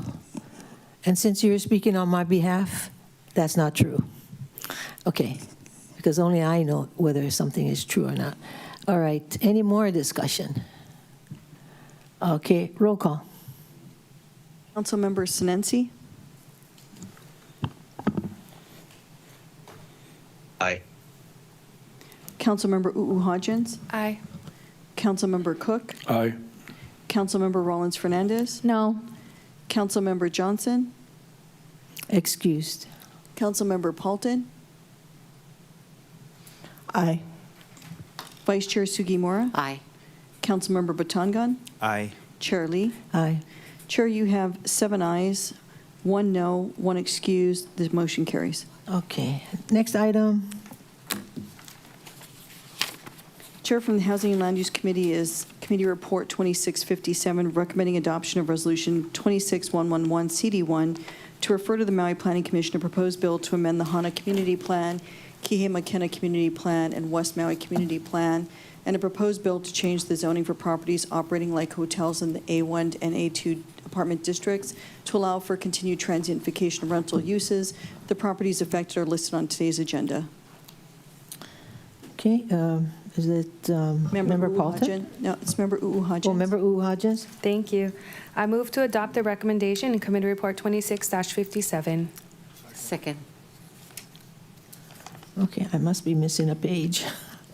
A move by Member Hodgins, seconded by Vice Chair Sugimura, to approve the recommendations in 2657. Discussion. Thank you, Chair. Your Housing and Land Use Committee met on July 1, 2026, and reconvened on July 6, 2026, to discuss Resolution 26111, referring to the Maui Planning Commission, a proposed bill to amend Kihei Makena Community Plan and West Maui Community Plan, and a proposed bill to change the zoning for properties operating like hotels in the A1, A2 apartment districts to H3 and H4 hotel districts respectively, to allow continued TVR uses. The Community Plan Amendment Bill would amend the Kihei Makena Community Plan to designate applicable properties as hotel, and to amend the West Maui Community Plan to designate applicable properties as resort hotel. The change in zoning bill would grant a change in zoning to the H3 and H4 hotel districts for applicable properties in the A1, A2 apartment districts respectively. The Maui Planning Commission identified several properties with zoning in addition to apartment district or community plan use designation that allows TVR rental uses outright. The Commission recommended that the Council consider excluding those properties from Ordinance 5909's effect. Your committee noted that property-wide towel, and housekeeping services, 24-hour hotel lobbies, front desk, and staffing by multiple employees, especially union employees, are considered hotel-like operations. Having one or more of these features may qualify for inclusion in Resolution 26-111. Your committee notes properties with hotel-like operations may provide more jobs and support for the local economy than standalone units. Thus, properties with hotel-like operations may be better suited to continue TVR uses, especially if the properties have historically already had these uses. Your committee supported adding certain properties that met criteria of Resolution 26111. Your committee also supported making conforming recommendations and amendments to the community plan's text consistent with Section 19.510040A4A Maui County Code. Your committee voted 6-2 to recommend adoption of Resolution 26-111 CD1, and I ask the member support for my motion. Thank you, Chair. Okay, any more discussion? Member Rollins Fernandez. Mahalo, Chair. I'll also be voting no on this. I understand that these would likely not be housing for residents, but what happened with these properties and the properties before was that it exploited a use that was allowed before and the whole origin of the Minatoya list. And it was, it abused the zoning that was planned for so that there could be a mix of residential and transient use. Between residential only use and hotel only use.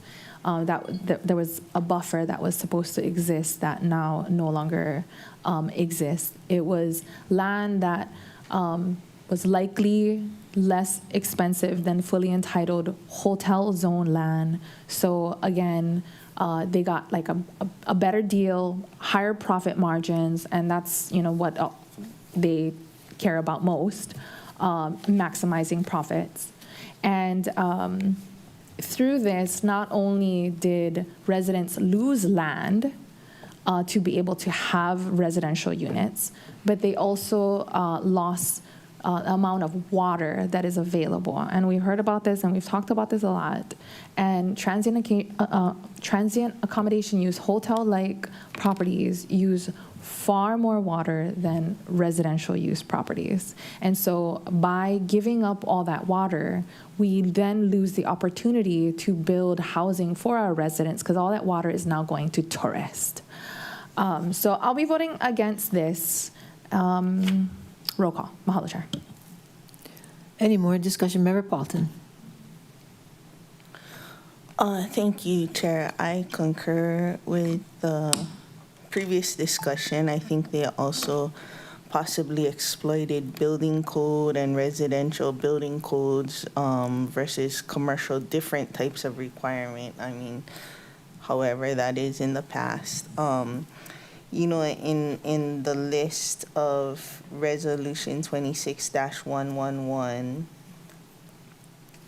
I guess the properties that I take most offense with is E and G.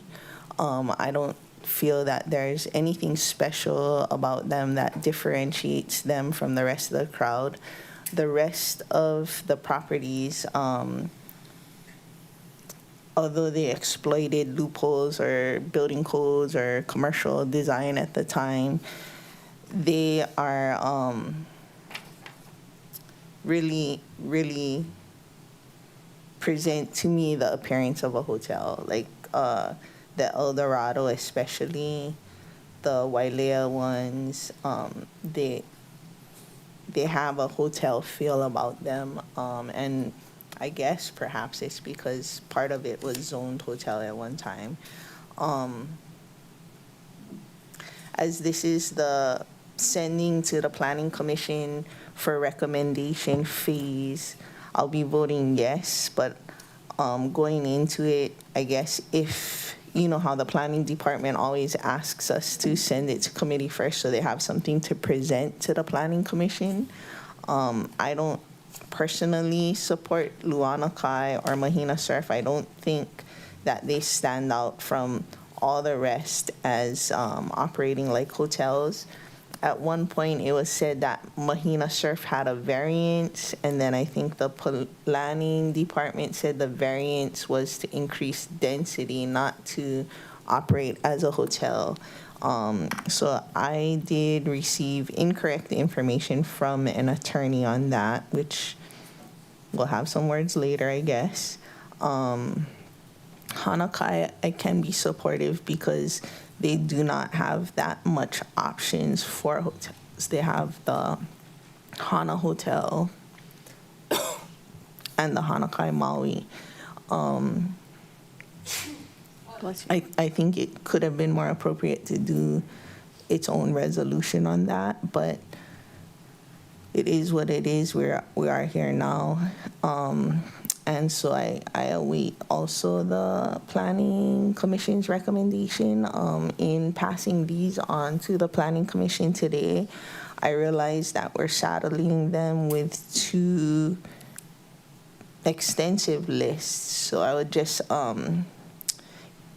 ask that we give these volunteers the time to do the work that we're putting on them,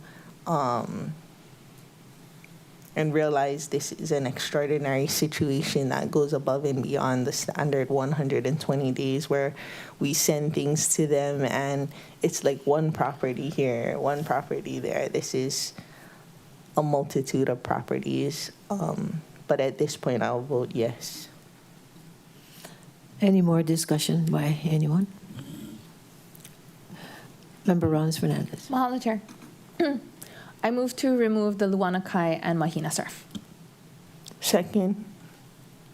Okay, moved by Member Rollins-Fernandez, second by Member Paulton to remove the Luanakai and, what is the other one?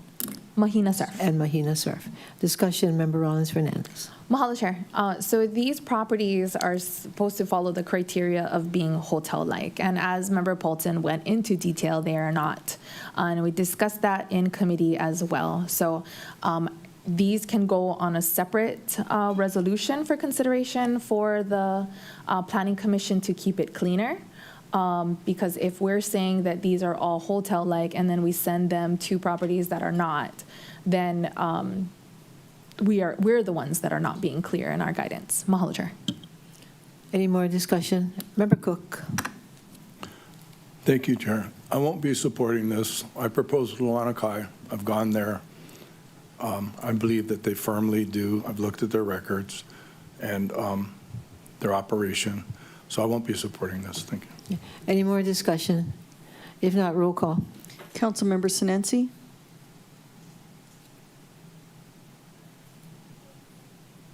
No. Councilmember U'uhajens? No. Councilmember Cook? No. Councilmember Rollins-Fernandez? Yes. Councilmember Johnson? Excused. Councilmember Paulton? Aye. Vice Chair Sugimura? No. Councilmember Batangan? No. Oops, hold on. Me? Yes, Chair Lee. No, No. I'm like being creative with my marks. Here we go. Chair, you have 2 ayes. 1 excused. Yeah, 1 excused and 7 noes. 6 noes. Six no. 6 noes. Motion fails. Okay. All right, roll call On the main motion, on the Chair. main motion. Councilmember Sinenci? Aye. Councilmember U'uhajens? Aye. Councilmember Cook? Aye. Councilmember Rollins-Fernandez? No. Councilmember Johnson? Excused. Councilmember Paulton? Aye. Vice Chair Sugimura? Councilmember Batangan? Aye. And Chair Lee? Aye. Chair, you have 7 ayes, 1 no, 1 excused. Motion carries. Okay, next item. Thank you, Chair. Moving on to resolutions. Currently, we have no one signed up to testify on the resolutions. So we'll give last call for anyone wishing to testify on those items. Chair, seeing none, counting down 3, 2, 1, no one to testify on resolutions. Members, any objections to closing public testimony and accepting written testimony on resolutions? So ordered, Ms. Clerk. Thank you, Chair. Before you is Resolution 26-119, approving cost items for employees included in Bargaining Unit 15, Hawaii Government Employees Association for fiscal years 2026, 2027, 2028, and 2029. Vice Chair Sugimura? Thank you. If there are no objections, may I also ask the clerk to read Resolutions 26120? Any objections? Ms. Clerk? Thank you, Chair. Resolution 26-120, approving cost items for employees excluded from Bargaining Units 15, Hawaii Government Employees Association for fiscal years 2026, 2027, 2028, and 2029. Vice Chair Sugimura? I move to adopt Resolutions 26119 and 120. Moved by Vice Chair Sugimura to adopt resolutions 26119 and 26120. Discussion, Vice Chair Sugimura. Thank you. Members, both resolutions approve cost items for ocean safety and water safety officers in Bargaining Unit 15. Resolution 2619 applies to included employees under the July 1, 26 arbitration decision and award. Resolution 26-120 applies to excluded employees under Chapter 89C Hawaii Revised Statutes. The annual across-the-board wage increases are 2.61% effective July 1, 2025, 2.49% effective July 2026, 2.47% increase July 1, 27, and 3.12% effective July 1, 28. Taken together, the four raises add up to 10.69%. Because each raise applies to the increased salary from the prior year, the compounded interest is 11.12%. The cost items also cover step movements and include related fringe benefits and rollover costs. The estimated additional cost is about $2.85 million for included employees and $97,000 for excluded employees, for a total of $2.94 million combined. I respectfully ask for the member's support of my motion. Thank you, Chair. Any more discussion? Member Paulton.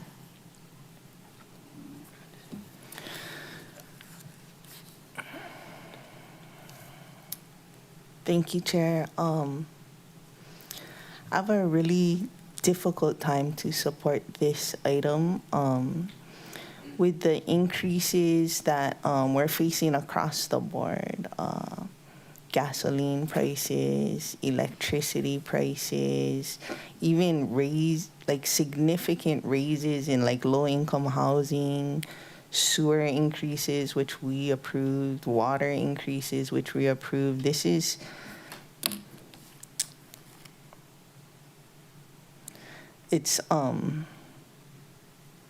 kind of embarrassing, for people that have to go out in the elements, work in the elements, risk their lives. And for so many years, we're a part of Unit 3 as well, and running the 911 system on a voluntary pilot program for 20 years. This is just really embarrassing. I'm going to support it because the alternative is not having a raise, I guess, and, binding arbitration and everything. But it is becoming more and more difficult to retain ocean safety officers because it's difficult to live on this kind of salary. In my time in ocean safety, the advice that I was given was if you're on a 911 call on a jet ski, don't turn off the engine because in case you can't start it again. Now, we've come far from there where our equipment has become better under the fire department. There was an initial jump once we got off the pilot program for the 911 system, but the service and professionalism that we expect from our ocean safety officers, this is not reflective of all the things that we ask of them, every time they put their lives on the line, every high surf warning, a high surf advisory, working through hurricanes, working through COVID, and all the things that other people will not go to work on. It's frankly, it's just embarrassing, but given that the alternative is not more money, it's less, I will reluctantly support it. Thank you. How much do they make now? Ocean safety officers. Well, it's in the budget details, but I'm not sure, like, we were told not to say it, right? Oh, we were? You can look in the Okay. budget details, but that's, what do they call that? Confidential. Vice Chair Sugimura. Thank you. Well said, Member Paulton. I just also want to remind members that we're still, I'm disappointed with fire.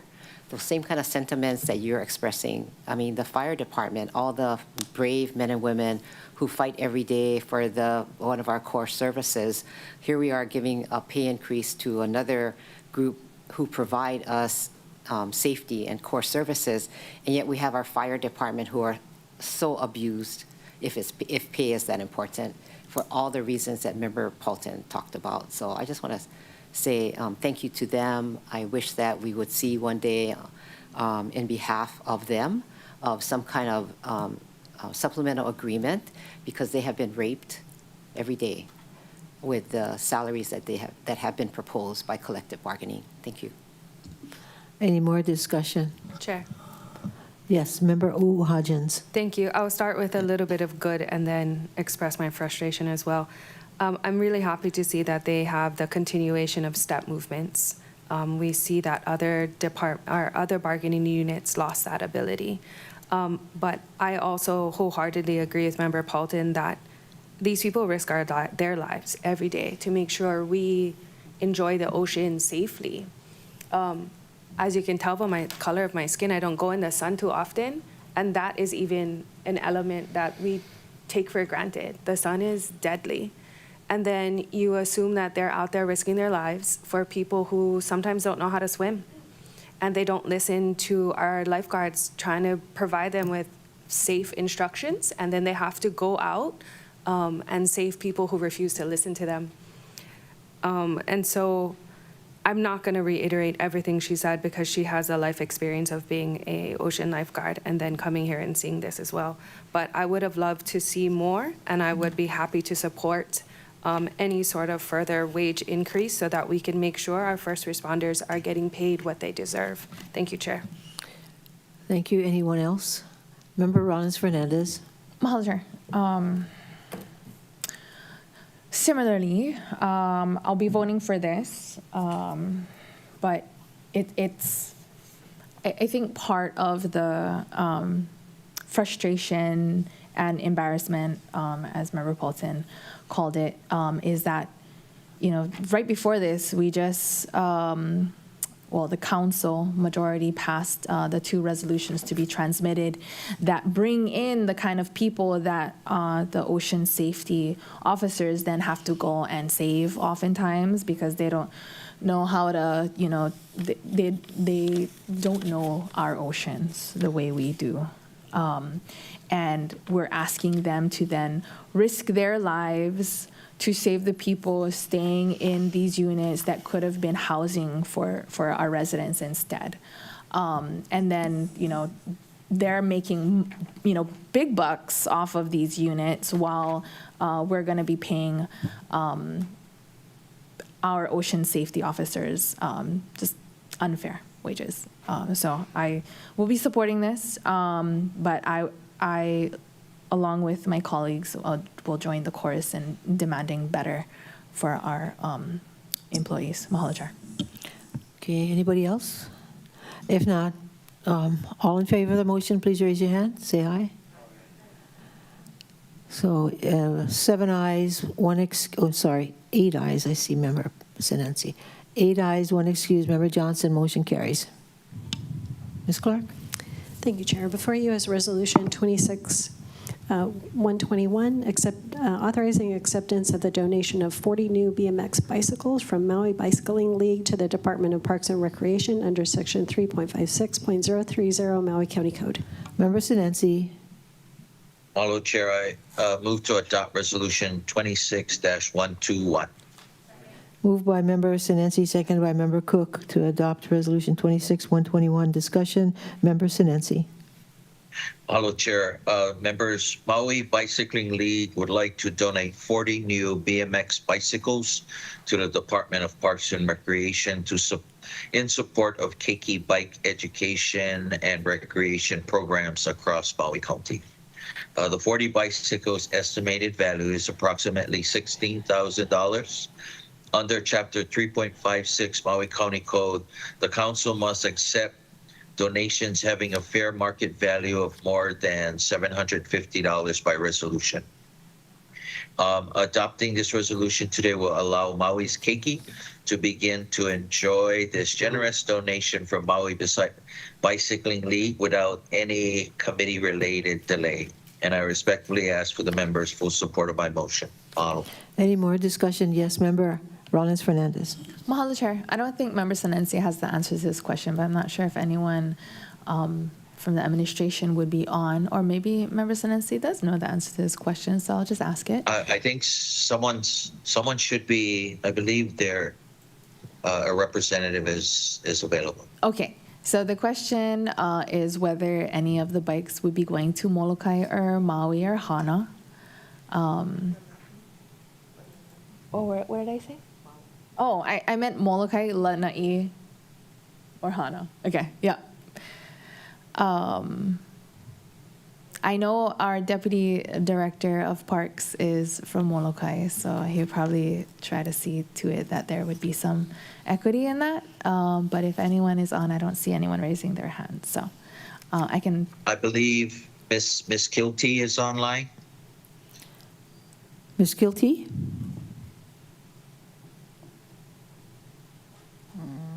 And I can find out, too, if they're not on. I just figured I'd ask. I'm sure someone will give me that answer later. Okay, that's okay. Mahalo, Chair. Okay. I think just a phone call to do the wall. Should do it. I can text On page 2, it says, our hope is that these bicycles can support the development of sustainable bike education and youth recreation programs through the county's park and recreation system. We believe that there may be especially strong opportunities in rural and underserved communities such as Molokai, Lanai, and Hana, where access to recreational and bike education programs may be more limited. So that sounds like it's the intention of the Maui Bicycling League. Mahalo to Mr. or Saman Diaz, the chair. Oh, well, and then all of the Maui Bicycling League for that. I was looking in the transmittal and didn't see the letter from the Maui Bicycling League attached to the resolution as Exhibit 1. So mahalo, Member Paulton, for finding that. Mahalo, Chair. Yeah, and I'm sure Mary Kilty was going to say that, too. Okay. Any more discussion? All those in favor of the motion, raise your hand. Aye. Aye.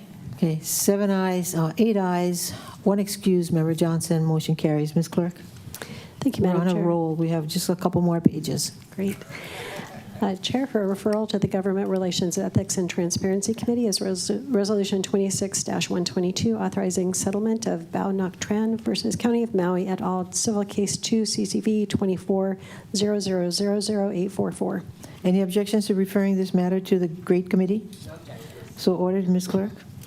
Chair, for referral to the Water and Infrastructure Committee is Resolution 26-123, authorizing a waiver under Section 2.50.060 Maui County Code from the requirements of Code Section 2.50.040 to allow for the use of certain types of herbicides in various locations on county property. Any objections to referring this matter to the Y Committee? So ordered. Member Rollins Fernandez. Mahalo. So the various locations are infrastructure only or parks too? Okay, you're asking this question. Department of Public Works has applied for the waiver. Okay, so. Okay, I answered my question. You Mahalo, answered Chair. your question. What is your answer? Oh, that it's, I don't see parks applying for the waiver under that section. I don't see them at all, though. I just see Public Works. So if it's only Public Works, then I don't have any objection to it going to the VI committee. Okay. All right. Ms. Clark? Thank you, Madam Chair. Before you is Resolution 26-124, approving for inclusion in the 2027 Maui County Council's legislative package a state bill relating to affordable housing. Member Paulton. Thank you, Chair. If there are no objections, may I ask the county clerk to also call up Resolution 26-125? Any objections? No objections, so ordered. Ms. Clerk? Thank you, Chair. Before you is Resolution 26-125, approving for inclusion in the 2027 Hawaii State Association of Counties legislative package a state bill relating to affordable housing. Member Paulton. Thank you, Chair. I move to adopt Resolutions 26-124 and 26-125. Moved by Member Paulton, seconded by Vice Chair Sugimura, to adopt resolutions 26-124 and 125. Discussion, Member Paulton. Thank you, Chair. This is, something that every budget year we spend way more than the administration budgets to the Humane Society because people end up having to relinquish their pets because it's so difficult to find pet-friendly housing. And so this proposed bills attached to the resolution would establish a framework for pet-inclusive, affordable rental housing and behavioral accountability metrics. It's something that we really endured in the aftermath of the fires. It's pets, similar to children, need to be in their familiar environment to know what's expected of them. And so you couldn't leave your pets alone while you go to work in a hotel room. I mean, you couldn't leave your pets or your kids in a hotel room alone while you go to work in the same way that you could in your own community or a home. And we're a little bit walking alongside California, who also had a devastating fire and also is proposing this kind of legislation. So I would really appreciate the members' support to see how we can move forward with this. I think there were a couple of pet policy legislation in the state last legislative session, and I think it's worth giving it another shot. Thanks. Anyone else? All those in favor of the motion, please raise your hand. Say aye. Thank you, members. 8 ayes, 0 noes, 1 excused. Member Johnson. Motion carries on the 2 resolutions. Ms. Clerk. Thank you, Chair. Before you is Resolution 26-126, approving for inclusion in the 2027 Maui County Council legislative package a state bill relating to residential property. Member Paulton.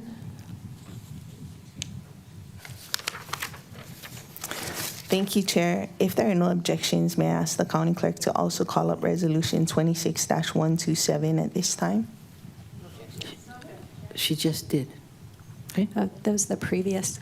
Okay. So I'll call Resolution 26-127, approving for inclusion in the 2027 Hawaii State Association of Counties legislative package a state bill relating to residential property.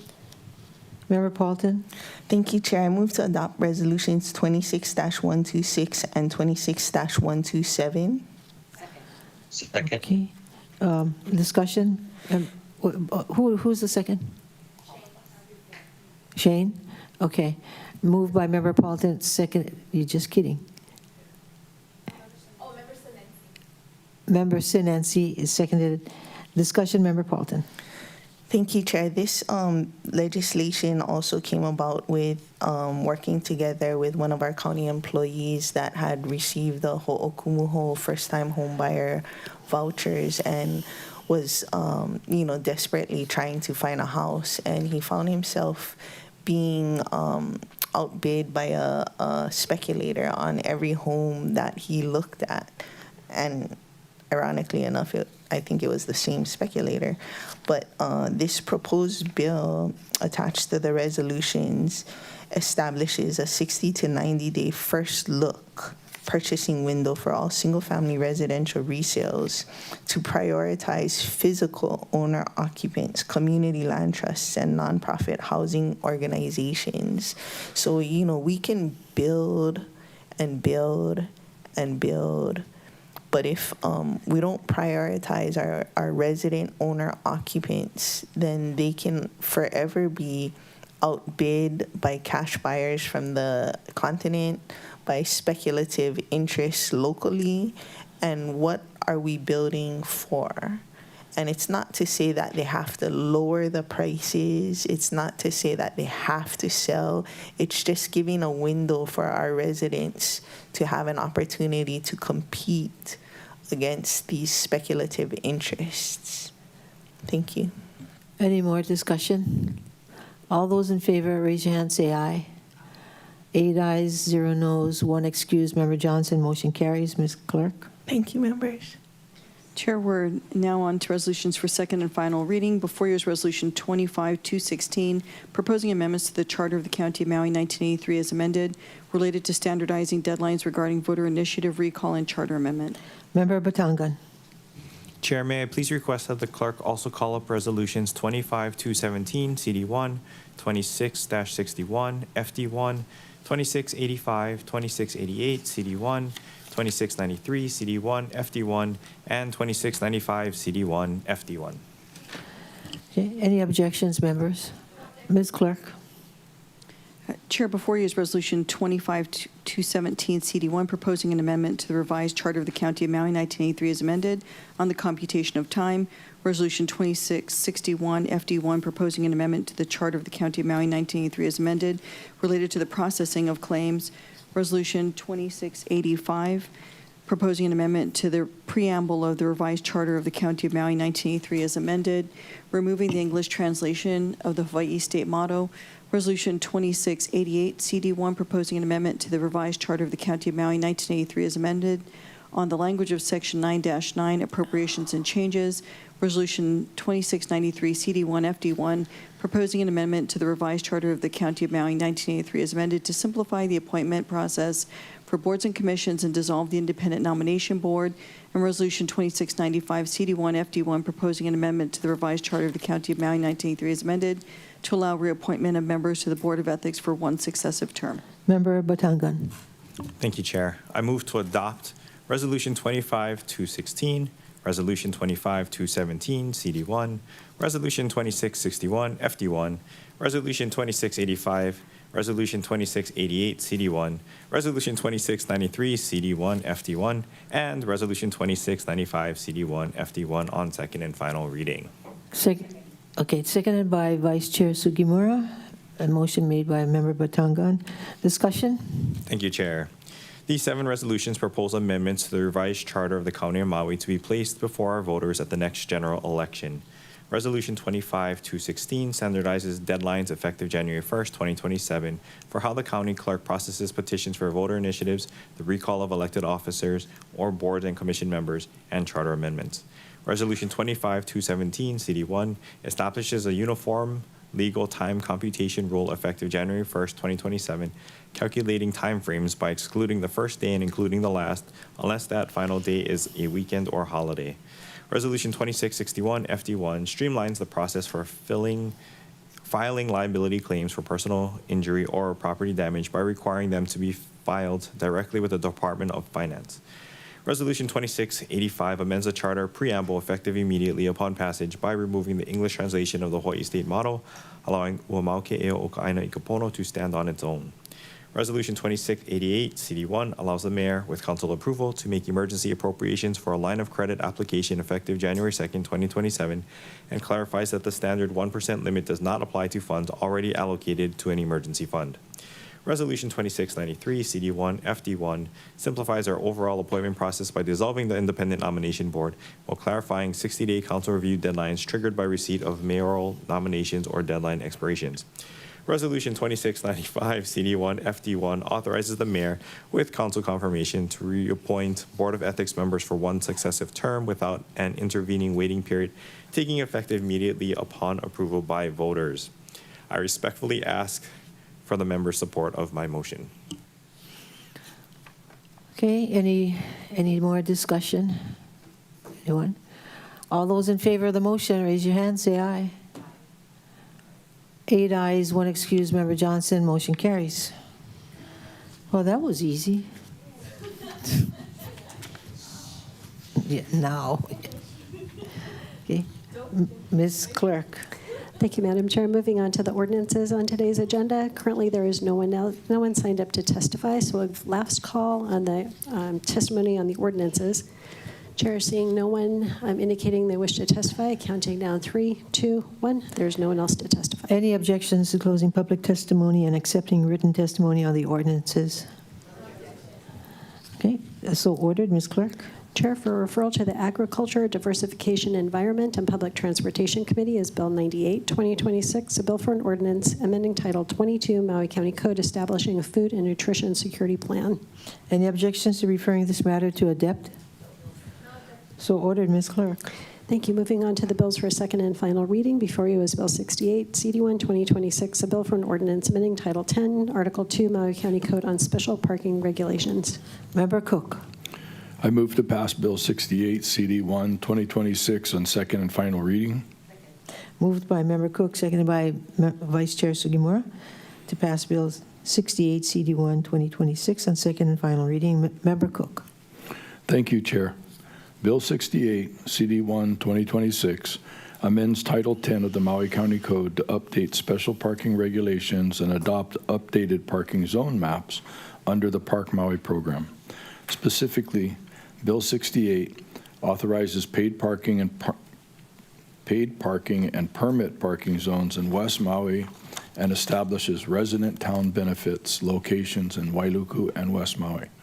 Updates the South Maui Beach Parks paid parking zone map regarding resident recreational hours.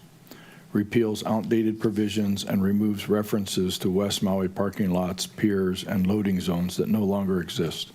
I respectfully ask for the members' support of my motion. Any more discussion? All those in favor of the motion, raise your hand, say aye.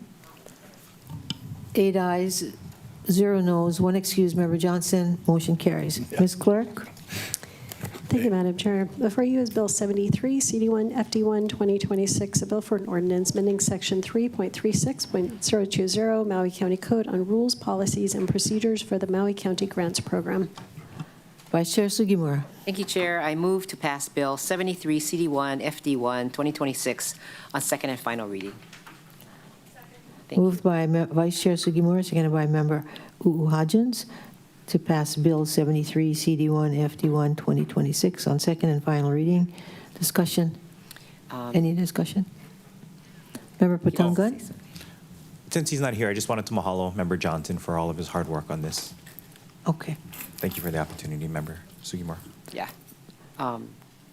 Discussion? Yeah, so I'm grateful to see this. I think we've been talking to administration to get these admin rules, and it looks like it's moving forward. I am going to hear it again and be fed committee to hear what it is, since we've been waiting, or my office has been waiting about a year.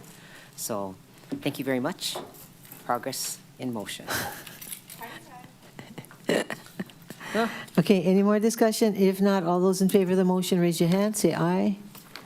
8 ayes, 0 noes, 1 excused. Member Johnson, I hope he's okay. Motion carries. Thank you very much, everybody, and thank you for all the kind gestures and comments. And Member Johnson is okay. Yeah. How do you know? He called you? Because he told me. He told you? Yeah. Okay. Is he on Maui? Oh, okay.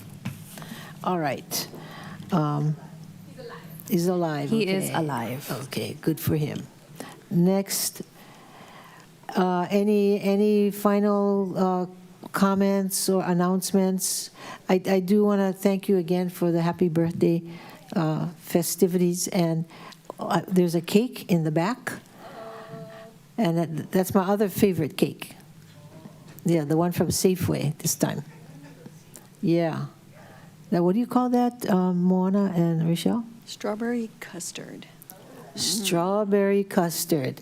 And, yeah. And then this is from our county clerk's office. Okay, thank you very much.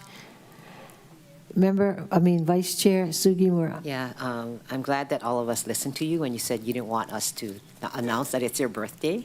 But we want to thank you for your good spirit of letting us thank you in our own special ways. So thank you, Chair. Happy birthday. And this weekend is Makawa Honganji Obong. Oh, okay. When is the Kula one? That's the one I go to. Oh, that's a couple of weeks, I think. That's Yeah. always the hardest to get to, but Yeah. I love the Kula one. Me They give too. out vegetables. Yeah. Yeah. Anybody else? Okay. Thank you, everybody. Have a wonderful weekend. This meeting is adjourned.